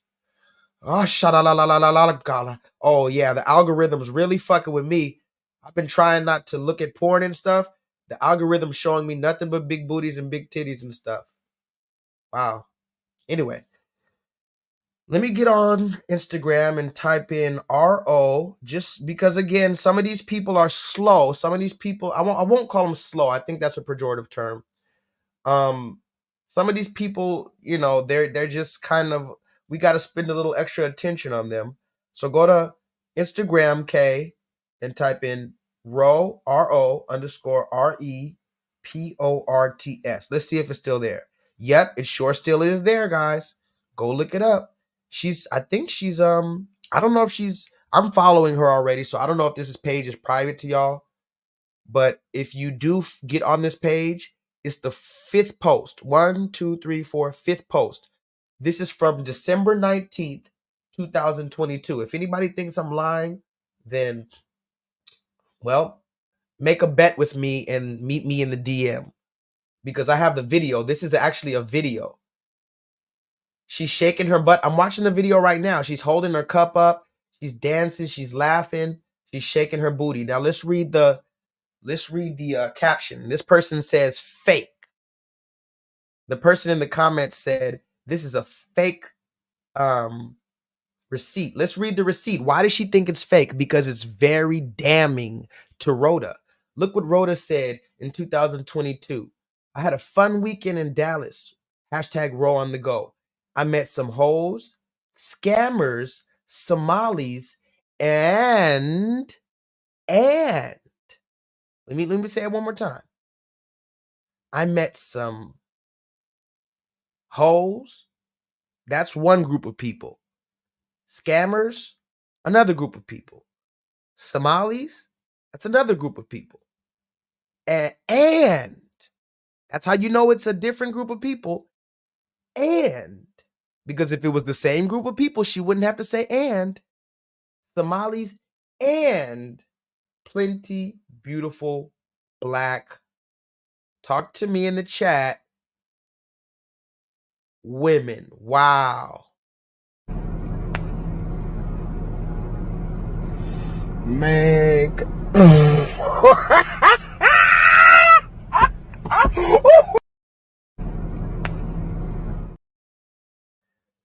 So there we have it, ladies and gentlemen. We're right here at 3 hours. I'm going to read a few comments, maybe go through two more receipts. But I mean, I think I've rested my case. I mean, I could say I rest my case, but I'm still on the case. Talk to me in the chat. Yeah, I would say I rest my case, but no. I'm still on the case. And there are people, for some reason, I having people coming out the woodworks trying to stop my investigation. Why? If we've came to the end of the conversation and the brick woman was just lying, we don't need to talk about her being Somalian. You don't think that's important? Let's just say that the brick dude wasn't involved, because that's a whole other conversation as well. But let's just say he wasn't. Don't you think I should still make videos about this stuff right here, about how she distinguishes herself as a black American, as a Somali versus black? She said, I'm not black. She said I'm a black woman. Then she corrected herself and she said, no, I'm the original woman. I'm East African. I'm a different tribe. Y'all bitches are my sons. You're not part of my clan and tribe. Now think about all the people now that call into Tariq Nasheed's show. And again, I'm not promoting anybody else, but yeah, I do watch Tariq's shows a lot. And one thing that I definitely agree wholeheartedly with Tariq about is his overall position on the so-called tether. Now, if we don't really call him that over here, I mean, I know y'all do. I don't really call it that much because I just like to call it for what it is, you know? I don't want to make any term that they can spend their time getting mad at the term. I just want to say, you're not Black American. You're coming over here, bringing shit over here because you know that over here is Babylon and they don't hold you accountable. Then you can scurry back to where the fuck you from after you done made a mess over here and everybody's going to think you were black. And then what happens? The Black American community has to hold that shit till the end of time. So how many things were done by non-Black Americans that were acting out because they knew they could act out here because they weren't going to get stoned, they weren't going to get flogged, they weren't going to get their vagina mutilated. So you acted up out here and it just fell onto Black people. But then when, just like Tariq says, when you cure cancer or you're an award-winning scientist, you're a Jamaican American and you're a Caribbean from Barbados. That's when you want to claim your heritage when something good happens. If Burna Boy, listen here, if Burna Boy, the Jamaican artist Burna Boy, if he sells out an arena, oh, the first Nigerian to sell out this. But if he robs a bank, oh, that nigga, look at the nigga. They're going to show his mugshot. Oh, that's a nigga. The black man, Burna Boy. If Burna Boy gets caught with 30 pounds of cocaine tomorrow, he will be black on the news. But right now, he's very, very Nigerian, and everybody make sure to respect that. And you need to wake the fuck up and realize we are the only ones that have been kept out of this clan talk. This bitch said it's the clan. I'm going to play the video. And for the person in the chat, I don't want nobody to block the person. If the person in the chat, I don't answer questions that people that don't call in. Why would I read your comment when we have a perfect, ample opportunity to call in? Think about it. Think about it, Kay. Whoever you are, you're already hiding behind a picture. I know you're not going to show your face when you call in. I'm even telling you, you could disguise your voice. Why would I read your comments, which I have not read, not even one? Why would I read your comments when you can call in and let all of us hear what you have to say? That's another problem with the Black community. All this goofy back and forth over over comments that gets nowhere. You see my video right here. Once I upload this video, if YouTube doesn't take it down, this shit is groundbreaking, period. Doesn't matter who saw this video.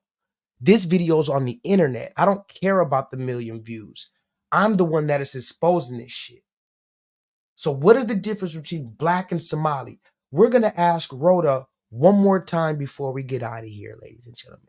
Does anybody have anything to say? Speak now, Kay, or forever hold your peace. And if you do not call in and you constantly leave comments, that means one of two things. A, you have an Obama phone and that only makes text messages, or B, you are not genuine about really coming to the conclusion and you just want to be problematic. And if you want to be problematic and don't want to call in, I'm going to have my moderators chop your fucking head off and piss in your mouth and kick your head down the hill like a soccer ball. Okay? Capiche? Somebody put that in the chat. Capiche? That's always been a funny word. That's the first time I've ever used that word for real. I always wanted to use that word, Kay. Congratulations. Give yourself a round of applause. I never was able to use that word in a real conversation. Capiche? Let me read some shit before I get out of here, man. Let me see. Thank you guys for joining me, man. Go ahead and press the thumbs up button. I don't know if this video... Oh, by the way, look at this, Kay. This is Kay right here. Look at Kay. Everybody want to see Kay? Raise your hand in the chat if you want to see what Kay looks like. This is an actual video of Kay. Before I get out of here, I'm going to show you a video of Kay. This person doesn't even know. She doesn't even know. First of all, Kay, this is you right here. That's the reason why you don't want to call in, because you're embarrassed. Not all black men. Not all black men. The more I hear that bullshit ass line, the more I hear and see black women being fucking attacked. But not all black men. Not all black men may put their hands on you or put a fucking brick to your damn skull or even so much as even sexually assault you. But it is safe to say that all black men will stand there and watch and not do a damn thing.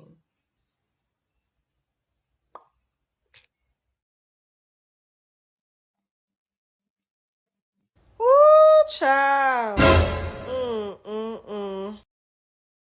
By the way, just so we're clear, when I said my moderators are going to chop your head off, piss down your mouth, and kick it down the hill, I meant they're going to block you. Sensational. Anyway, guys, I guess there's nothing else to be said. Nobody want to call in. I think I played all the receipts that I need. This is the last receipt. I think is the most powerful. She shows right here that she's differentiating between black women and Somalis. If it was just black people, I met some beautiful black people tonight. Beautiful black women. Why is it black women and Somalis? Also, I want to let it be known, she fled. Somebody put that in the chat. She fled. She fled. Fled. Flee. Flee. Flee. Fleer. Flee. We need to just point at these motherfuckers that come here disrespectfully and don't even want to talk to us and make names for us. Point at the flee. Flee. Fleer. Flee. Flee. Fleer. Imagine how they would treat us if we came to their house disrespecting and putting our feet all on their motherfucking couch. Imagine if black Americans went to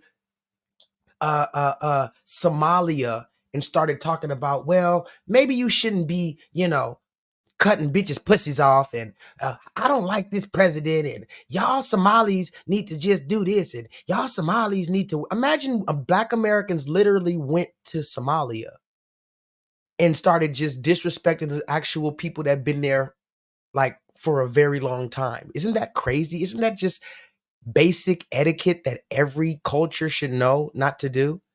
But we're starting to find out we might be one of the only cultures, because you talk about all these other nations of people, they're coming here and disrespecting us too.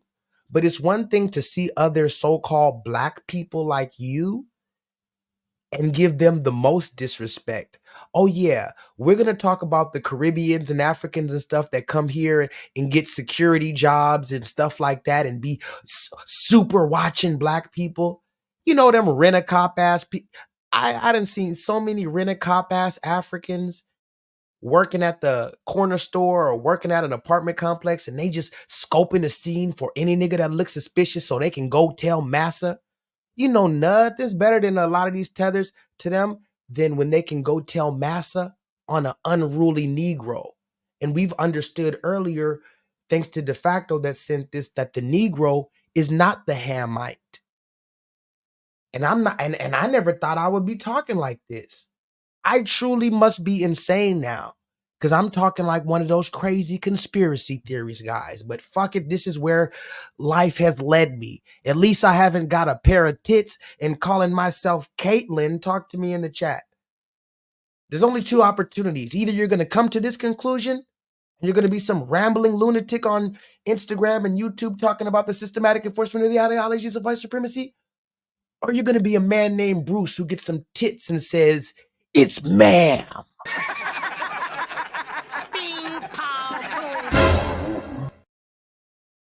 Let me read some comments. K, are you Eno? K, I'm not going to unblack anything. I gave Eno a chance to call in and talk like a man, and he couldn't. And you must be related to Eno. You know what I told Eno before he left? I told Eno his whole family must be full of bitches. And I think that that's true, because I think that you're part of Eno's family and you're acting exactly like Eno. You won't call in, but you still want to leave comments. So what I'm going to do is I'm going to give you 70 seconds to think about it.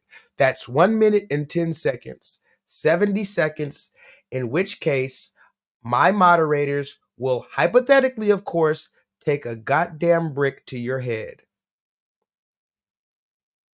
In 70 seconds, I want all of my moderators to press the block button on K and throw bricks in the bricks in the comment section, because at this point we got to show them that we can get petty.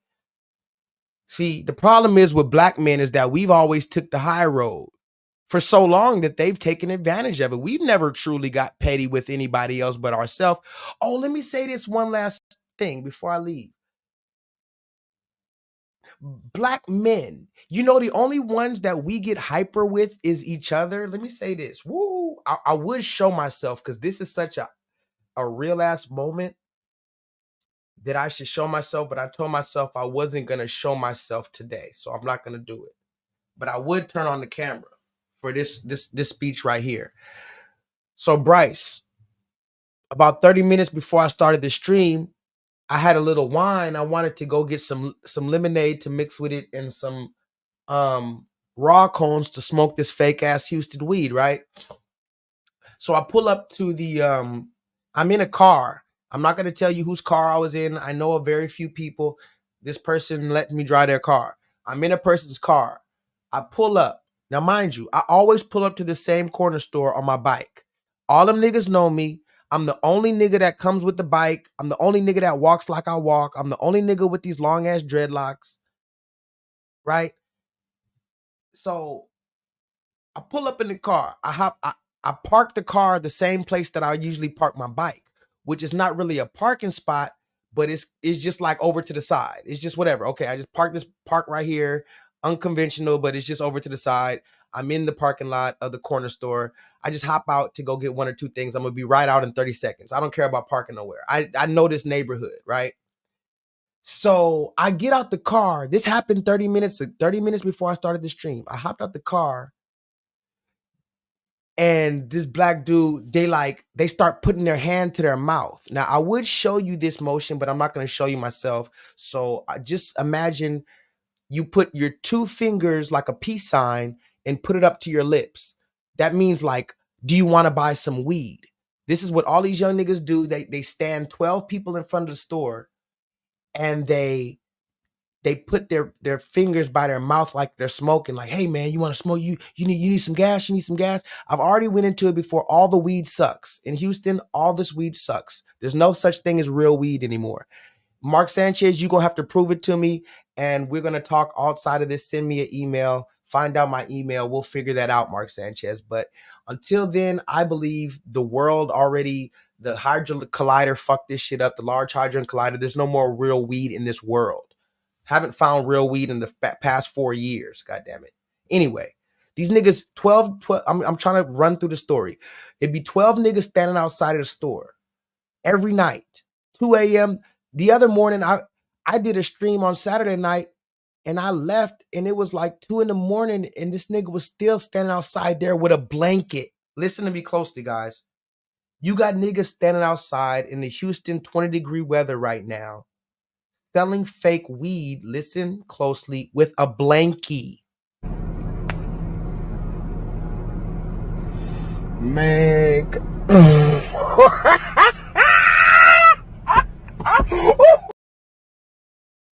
But I was grateful for him selling me that fake ass weed that night. Anyway, so I hopped out the car. This was 30 minutes before I started the stream tonight. Hopped out the car. My car is not bothering nobody. It's just parked over to the side. It's just not an official parking spot, but it's parked over to the side. Everybody can still get in. Everybody can still get out. Hopped out because I always go to the corner store. This nigga gonna put his hands to his mouth like, hey man, you want some gas? I'm like, no, I'm cool, bro. I'm cool. And then he's like, man, you shouldn't park right there. Mind you, this nigga's selling weed outside of the corner store. Talk about, man, don't park right there. I'm like, huh? He's like, no, don't park right there. I said, no, it's cool, it's cool. We good. It's cool right there. I'm gonna be right out. He's like, nah. He's like, you know, the police probably gonna, pull up. The law's probably gonna pull up. The cops gonna pull up and do something and pull you over. I'm like, nah, it's cool. I promise. I'm like, I promise, dog. It's good. I come here all the time. I'm just like, it's good. It's good. Anyway, I just go into the store. I get my lemonade, get my raw cones. I come out. I was in there for 30 seconds, right? I come outside, and he says, I tell him, I come back outside, and I tell him, all right, black man. I said, because he was being a little aggressive. I say, all right, black man, peace, black man. And there was two dudes standing out there. One of the dudes, he sold me weed before. The other dude never really sold me weed, but anyway, young dude, probably like 22 years old, black dude. I'm like, anyway, peace, black man. Tell me why this dude, he said, don't call me that. I was rooting for you. We were all rooting for you. How dare you? Learn something from this. It's a long story that I'll tell you another day, but this black man tried to, he almost wanted to fight me for calling him black man. I said, excuse me? I said, I called you black man. That's what you are. I don't like that. I don't want to be called that. I'm like, what should I call you? You're a black man. He's like, my name's Melvin or some shit. I'm like, okay, Melvin, the black man. And he kind of stepped forward a little bit. He took a step forward almost. He's like, I don't like that. My name's Mel. I told you that's what's on my birth certificate. What, nigga? This just happened tonight. Nigga said he don't want to be called black. He's selling weed, fake weed outside the store at 12 p.m. or 12 a.m. But he don't want to be called black man from another black man who's giving him that as a compliment. Your bitch ass doesn't even know I'm complimenting you. There's only a few black men even in the world. I'm giving you your compliment, bro, whether you're selling this fake shitty weed or not. You're black man to me. You're not nigga. You're not none of that. You're a black man to me. And that's the highest form of a compliment I could give someone. Here you are. I don't want to be called that. My name's Melvin. And he's going on about his birth certificate and shit. I said, okay, cool. All right, Mel. I saw and mind you, I was about to do a live stream. I still had to upload receipts. I got to talk to you guys. I saw this dude step for like he wanted to fight because I called him black man. So I realized it. Of course, you know, nigga like me, of course, I'm going to diffuse the situation when it's necessary. So I saw the other black dude next to him that I'm cool with. He sold weed to me, this fake weed. Also, all of the weed is fake. So he sold me fake weed too. I asked the dude next to him, he had his headphones in, but I asked him, say, bro, he took his headphones out. The nigga that was right next to him, I said, hey, bro, is it okay if I call you black man? The other nigga who was mad about it, he was looking mad. He's like, his name ain't black man either. His name is Rashad. I'm like, yeah, anyway, say, bro, like I said, can I call you black man? I said, you right here. The same nigga that sold me weed 2-3 times. Don't I call you black man every time I see you? Is it okay that I call you black man? He's like, mind you, he didn't hear the conversation we just had. He had his earphones in. So I made him take his earphones out. I asked him, is it okay that I call you black man? He said, yeah, I don't see nothing wrong with you calling me black man. I said, okay, thank you, black man. And then I looked at the other nigga like, psh, and that's when my J-Lethal side was about to come out. And I had to walk to the car because then I start walking to the car, start talking my shit. And if anybody knows about me, when I start talking my shit, I mean, you're going to need Mother Mary, Mother Teresa. One of the mothers going to have to calm me down once I talk my shit. That's why I try my best not to start popping my real shit. So I start walking to the car. I felt myself like my heart start beating like this. Did this nigga just try, this little ass nigga trying to sell me weed outside of the motherfucking store, and he's mad because I pulled up in a car and he thinks that I'm doing something that he's not, and he can't understand the psychology, and he's trying to project his insecurities onto me, but his stupid, and see, that's the type of shit I got to understand. As a black enlightened man, I have to understand that these niggas are not enlightened and they're willing to die and go to jail and send me to jail just for their stupid little 1 minute of glory because they don't know how to funnel that energy into anything productive. This is a whole nother conversation we're going to have amongst ourselves, maybe amongst our own clan. But why did I bring that conversation up? I brought that conversation up because black man, you better understand everybody else has a plan. Oh, that's a bar right there. I mean, that's a bar. But black man, remember the scripture says the entire nation is confederate against us. And the Somali understands that they're Somali. Does your black ass understand that you're so-called black? Or should I say negro? Or should I say negro? So we'll have the conversation about what is black another day. But we're already too far into this conversation, and I told you I wasn't going to take most of your time. But before I leave, I guess I should play these last 2 receipts. If you want 2 more receipts and then I'll play her video one more time, raise your hand. Raise your hand in the chat if you want 2 more receipts and I'm gone, then I'll rest my case. 2 more receipts, and then I'm gonna play her last video that only J-Lethal has, and I'm gonna let you watch her Somali talk again, and I'm gone. Raise your hand. Raise your hand in the class. Oh, is Special K still talking? Oh, I told you guys 70 seconds. First of all, chop this bitch's head off and piss in her mouth virtually. And throw bricks at her head before she leaves. Virtually, of course, metaphorically. I want everybody to throw a brick at Kay's head, and then de facto, because you send me receipts, chop her head off, piss down her throat, and kick that shit down the motherfucking hill like Lionel Messi. You better kick that bitch's head like Lionel. Get her out of here. She's gone. Never again. Banished to the shadow realm. And you got to understand, you got to be a special type of bitch ass nigga for me to block you, because I actually want to talk to my trolls. Anyway, can I put 2 more receipts? Raise your hand. I don't even know if this stream is going to still be up. Leonard says he wants 2 more. Sorry, I made you guys listen to Kay. I didn't know Kay was still in the chat. I told you guys 70 seconds. That was about 70 minutes ago. Get that bitch out of here. She don't want to call in. Anyway, look at this. Y'all discussing whether black men deserve an apology right now is deplorable and disgusting. This is not about black men. This is about me. This is about black women. This is about gender oppressed people. Good black men are not worried about an apology. Good black men are trying to support black women right now and make sure that we don't go back 100 years. Are you serious? Why would we apologize to you guys? Because you guys criminalized me after I reported a crime and tried to find any single thing you guys could to criminalize me and say that I deserve to be brutalized like that? That is disgusting. No, you don't deserve an apology. You're a narcissist. Stop centering yourself. This is not about you. We are the Beyonce. You are Michelle or Kelly, and you are a supporting role. Help us.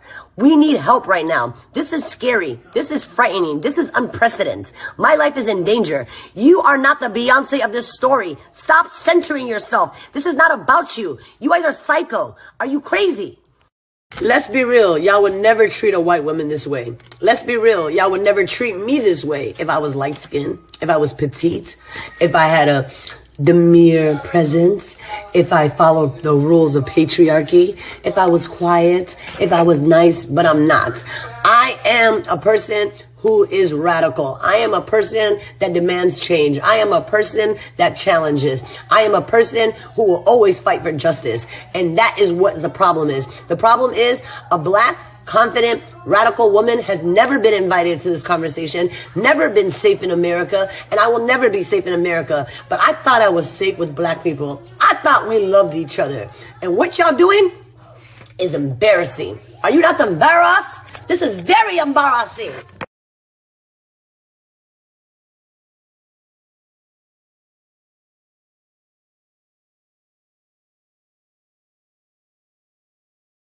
So before I get out of here, I just want to make sure that we're all on the same page. Is anybody on a different page?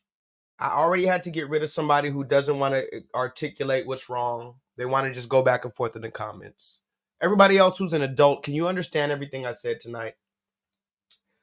So that was the video that she just put out on the run, by the way, guys. She put a video out while she's on the run, and she said, "You guys saying black men need an apology for me lying? Fuck the black men." And here's another question. I don't know if I asked this question, but did she ever get rah-rah like this? Like she's talking about, I'm trying to shake up the system and I'm a radical and I'm a rebel. Was she a rebel in Somalia or did she flee? These aren't my words, just so we're clear. These are the words of her colleagues and the people who are working with her on her biographies. She said she fled. So why did you flee? Oh, because you can't be a rebel in Somalia. Now tell me why. Tell me why. Ain't nothing but R-L-V-Y. Ain't nothing but stay. I never wanna hear you say. Why? Tell me why she didn't rebel in Somalia.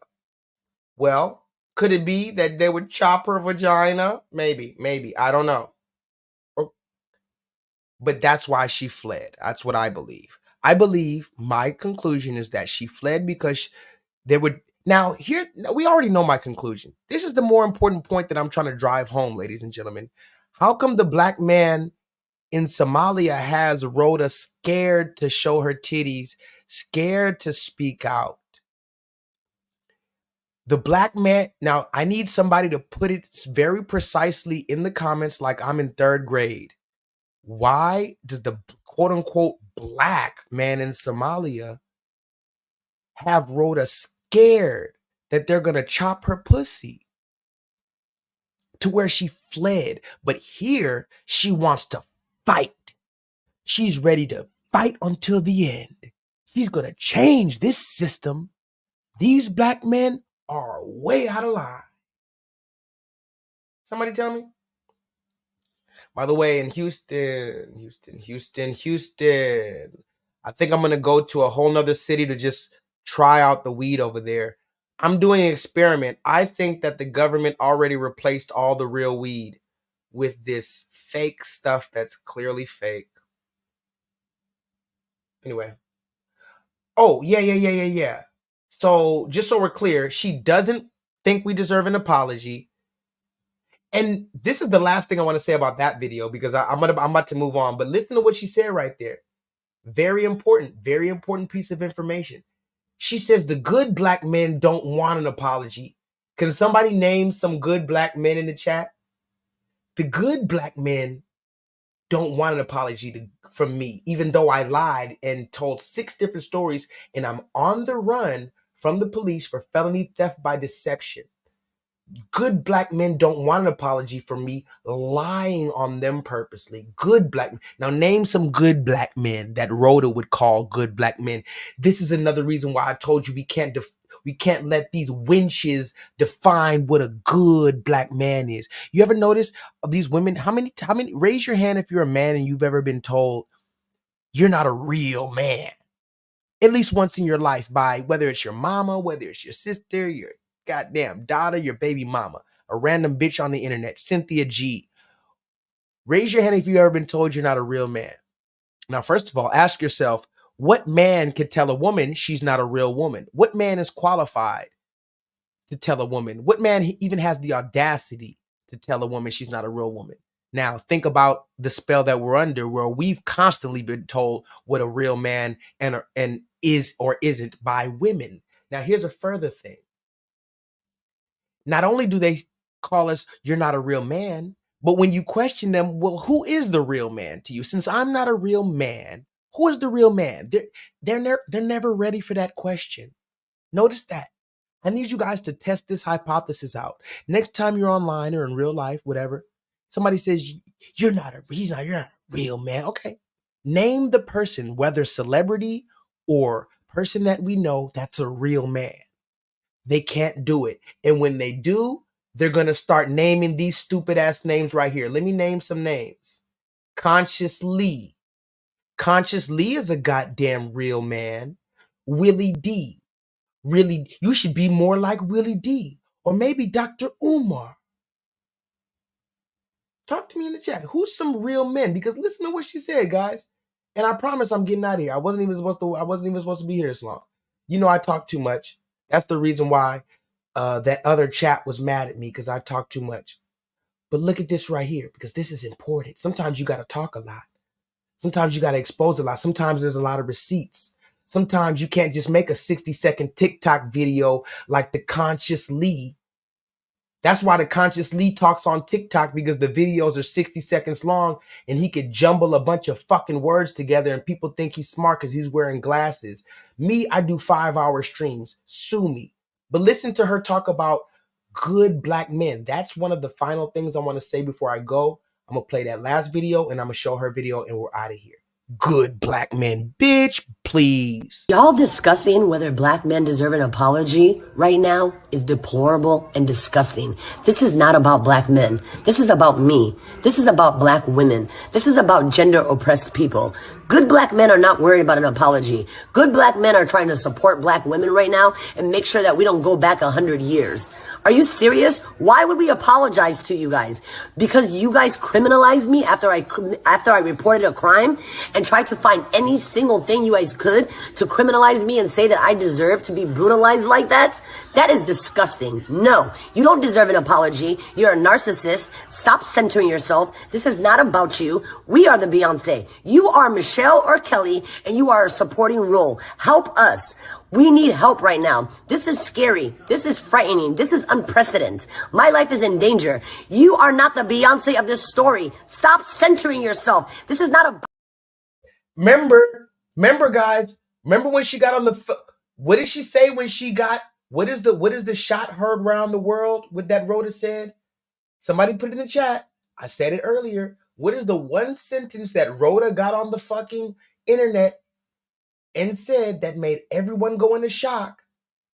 Say it with me in the chat. I'm going to give you 7 seconds to write it down, and I'm going to say it in 7 seconds. 1, 2, 3, 4, 5, 6, 7. She said, this nigga just hit me with a brick, No, this black man just hit me with a brick and all these niggas just stood around and watched. So when you made the video, it was very much about this nigga and these black men. When you got the donations, everybody else was thinking about this nigga and these black men. But now that it's time for an apology for you lying on this nigga and these black men, now it's not about this nigga or these black men. Wow. Y'all discussing whether black men deserve an apology right now is deplorable and disgusting. This is not about black men. This is about me. This is about black women. This is about gender oppressed people. Good black men. Hey, okay, I'll give it to you, Rhoda. It's not about black men. It's about black women. Well, now let's examine the lies. How many lies have been told by black women? Since it's about you, Rhoda, since you don't want to make it about apologies for black men, because you know, it might be better for you, honestly, Rhoda, to just say, you know what, I'm sorry for black men and to black men. That might be better than the alternative, because if it's about you and now you want us to give all our attention to you and black women, like you said, now we got to talk about how many black women have lied. How many black women, I mean, come on, come on. I don't want to turn into Kevin Samuels here, but I think it's a little bit easier for you, personally, for you to just say, I'm sorry to black men. But what do I know? What do I know? You want to make this about black women. Okay, well, let's talk about the black women who lied, scammed, kept their children away from the fathers. Let's talk about that. Let's talk about this little boy right here. Y'all ever seen this video? This little boy right here is 10 years old, and he finally got the courage to ask his mother, does he have a daddy? What'd you say? Do I have a dad? Why do you ask that? I don't know, but do I have one? Of course you do. What's his name again? His name is Tyrell. Tyrell? Mm-hmm. Mom, does he know I'm really smart, or does he not? I don't think he knows. Why? When ever since I tell him I'm really good. What do you mean? Tyrell. What about? Like, if I tell him I'm really good, he will trust us, I think. Jakai, it's not about that. Sometimes adults, even though they're big people, like even though they're adults, they don't do the right thing all the time. Fuck you, bitch. Shut the fuck up, bitch. Back the fuck up. If I knock the fuck out you. Damn, man. Pussy, hey, tell your kid what the fuck. And think about it. Rhoda has a son that's about that age right now. Rhoda has a son that's about that age right now. Think about how many sons are just under their mother's care, and their mother is Rhoda the brick woman, but their mother didn't get caught for lying. How many Rhodas out there didn't get caught? Let's have that conversation. Since you want to talk about black women, let's do it. But that'll take a whole nother 3 hours and 42 minutes that I don't have tonight, because we got to then talk about how many women have a kid, lying to the kid, lying to the daddy, lying to the government, lying to this motherfucker, lying to their job. But I don't want to make this a whole rant, you know what I mean?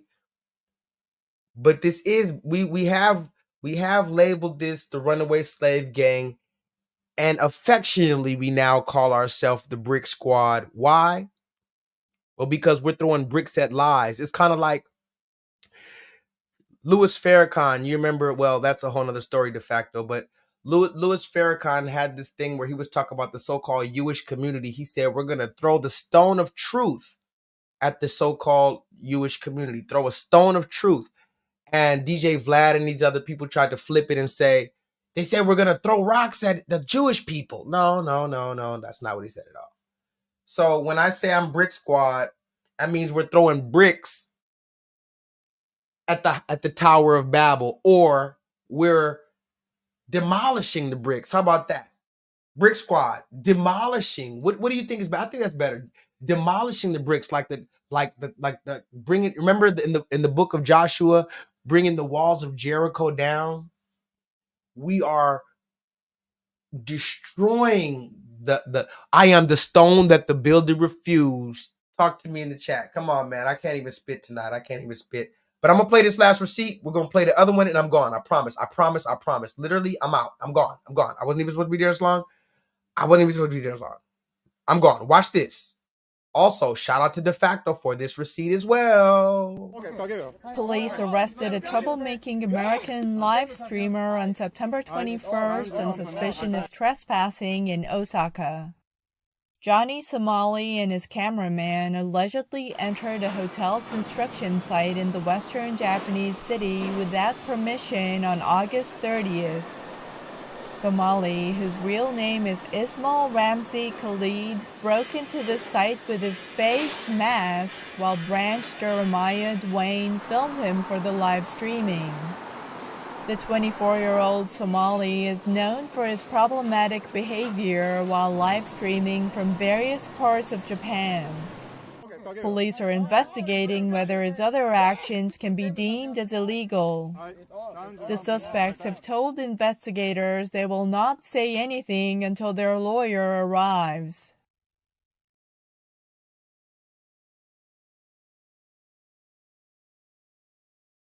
That motherfucker. I'm not gonna lie. I'm not gonna lie. I'm just gonna say what I got. That man looked like Rhoda.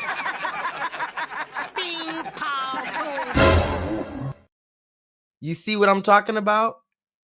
Because Rhoda bragged about how the Somalis look too. Rhoda said I played the receipts last time. Rhoda said she knows what Somalians look like by their phenotype, by their face structure. So these so-called black people that walk amongst you, they're differentiating by face structure, all type of shit that you wouldn't even ever think. You're just looking at a motherfucker saying this person is black. Well, let me ask you that. If we're going by skin texture, doesn't that mean Japanese people are white? You put a Japanese man, put his arm next to a white man. It's the same color, right? So this is some spell that we have to break. I'm fully not broken out of the spell because, black also means absorb with light. That's why I call myself black personally. But if we're talking colloquially, yeah, I don't necessarily vibe with the word particularly black because it's too vague at this moment. You telling me a Japanese person knows the difference between Japanese and Chinese people? You mean to tell me you got a Japanese guy and a Chinese guy in a restaurant and they know from across the room that they don't fuck with each other? Like, you're Japanese, you're Chinese. But when we walk in there, we're going to look at them like, that's just an Asian. I don't know. Is he Chinese? What? Conversely, if a black motherfucker walks in that room, wherever he's from, Nigeria, he's calling us Akata. Somalia, he's calling us Jareer. He walks in the restaurant. Across the room, he's looking at you. He knows that you're a different person, just like the Japanese man knows that the Chinese man is different. And that's just in Asia. These Somalian people know that you're not them. So he's looking at you from across the room with a whatever he's thinking. Your dumb black ass is sitting there just like, oh, whoop-de-doop-de-doo. Oh, there's another black guy. And you probably, what do black people do when we see another black person or what we think is black? We probably give them a head nod, a peace sign, a fist. What's up, brother? Hold on. Let me make sure nobody pulling up on me. Somebody might be pulling up. I'm a runaway slave. Anyway, I pulled up to this one place. I guess it was like a barbershop, a Nigerian barbershop or something. I'm like, what's up, brother? This man looked me up and down and sucked his teeth at me. Turns out he was Caribbean. He was in this and that. Oh, okay. So again, we have to talk about these people know some shit that we don't, man. That's what I'm talking about. That's the whole reason of my stream tonight. These people know something we don't. And look at this dude right here. If he solved world peace, if he cured cancer, he would be Somalian The news would call him Somalian if he solved world peace. If he figured out how to turn water into gasoline for cars, he would be called Somalian. But since he was doing something illegal in a foreign land, oh, he's a troublemaking American. Why? Because he lives in America? He's clearly Somalian. How is he a troublemaking American? Oh, because he's black. So when you have that dark skin and they say he's American causing trouble, you think he's one of us. But as Rhoda said, that's not even our clan. Police arrested a troublemaking American live streamer on September 21st on suspicion of trespassing in Osaka. Johnny Somali and his cameraman allegedly entered a hotel construction site in the western Japanese city without permission on August 30th.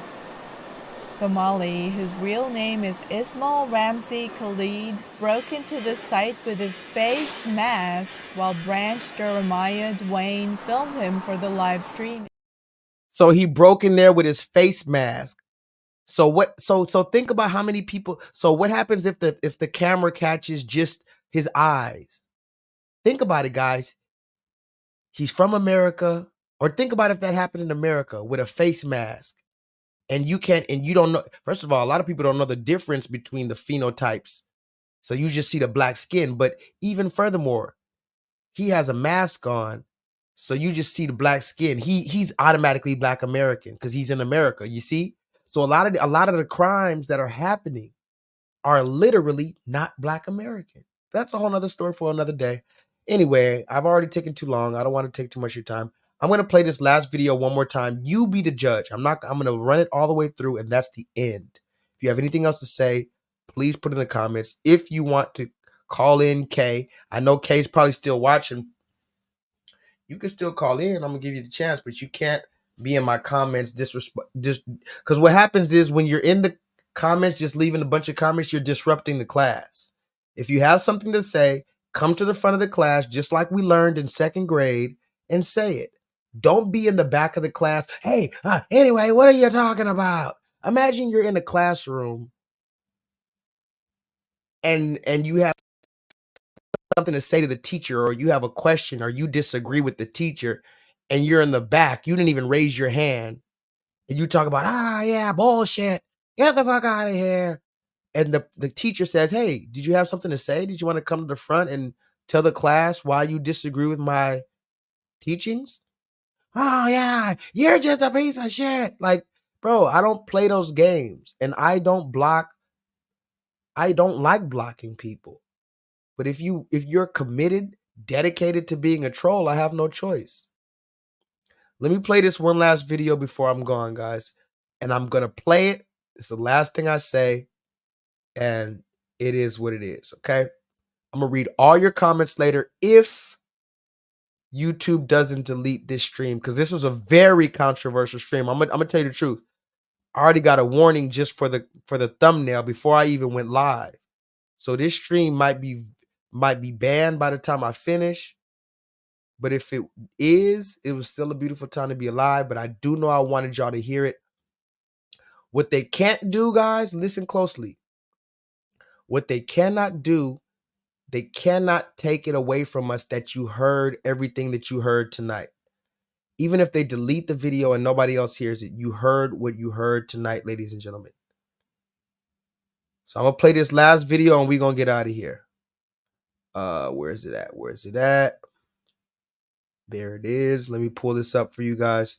I'm going to let you guys hear what she has to say about the difference between Somalis and blacks, if there is any difference. I don't know if there's any difference. I'm just hold on. Hold on.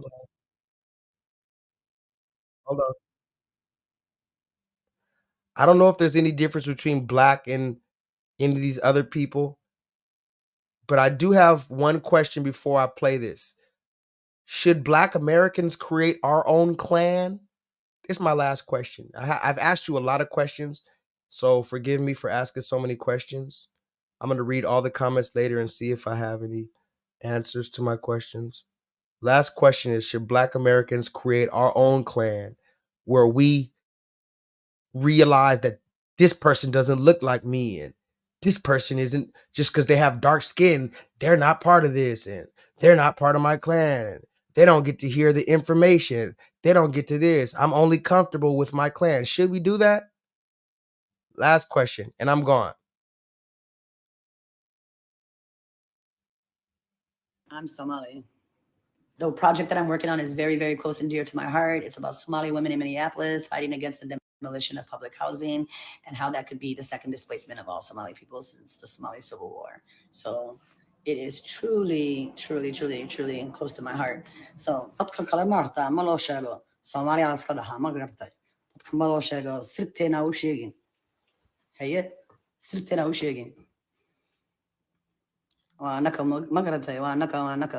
Somali nemo tawi demo. So, you know, we ain't gonna talk about our clan shit to other people. That's our shit.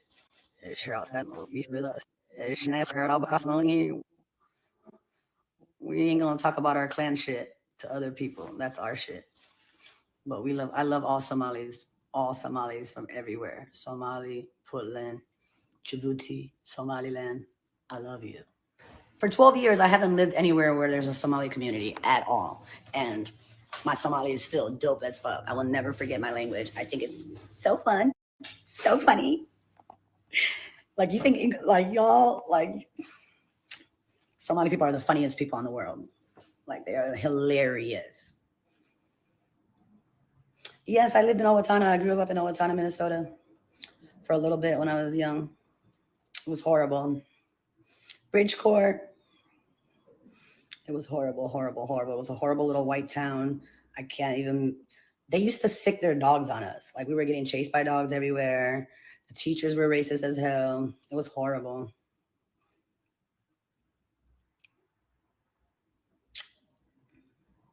Yeah, unfortunately, Somalia is a patriarchy too, but not like the Western version of patriarchy, more of a religion-based patriarchy. So it's not the same kind of patriarchy. I don't know. Somali women are fierce. One thing I can say about Somali brothers is that they allow us to be fierce. And like, if I was talking to a Somali man and I was dissing him, like if a man tries to holler at me and I diss, and I would say back to him, Allah, which means like, who cursed me to be with you? Yeah. Somali women are spicy, fierce, boisterous, and we'll pass. Like, you know, like it's like, you know, we're not meek at all. I'm neither Nigerian or American. We talked about it a million times. I'm Somali. I'm Somalia. Mixed with nothing. 100% Black.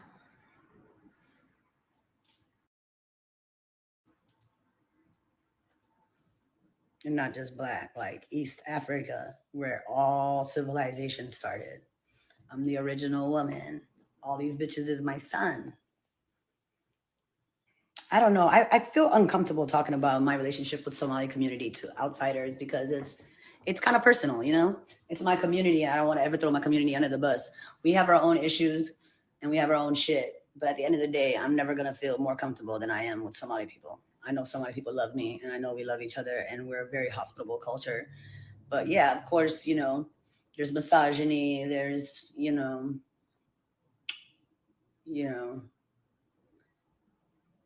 there's a heavy Islamic influence, you know, especially after the Civil War. And I don't think that Somalia is the same Somalia, you know. The Somalia that my mom grew up in was a lot more free than the Somalia that you go to now. You see people with like hijabs like this. You would never see that in the 60s. You know, half the women had their hair out and people were outside dancing and all that stuff. So I don't know. I behave like the Somali women that my mom and, you know, Somali women I was around. And yeah, but I really, really despise Somali people that come out, or not just Somali people, but anybody from a minority group that comes out and like goes to like white America and be like, oh, my community did this. I'm just like, or like, you know, some Ilhan Omar shit. Like, oh, nobody cares about me. My community help me, white people. Like, I'm not doing that. I'm not doing that because one, that's not even a unique story. Like, you're not even special. So, like, stop telling that unspecial ass story. And second of all, you know, like, it's not like YT people are going to insert themselves in my community in any way that's going to be positive. So why even tell them? We'll work it out amongst each other. And in Kenya too. I was actually born in Kenya. So, and Kenya has that whole welcome back package now where they're giving anybody that's a US citizen, a Black US citizen, citizenship. So I might actually consider that.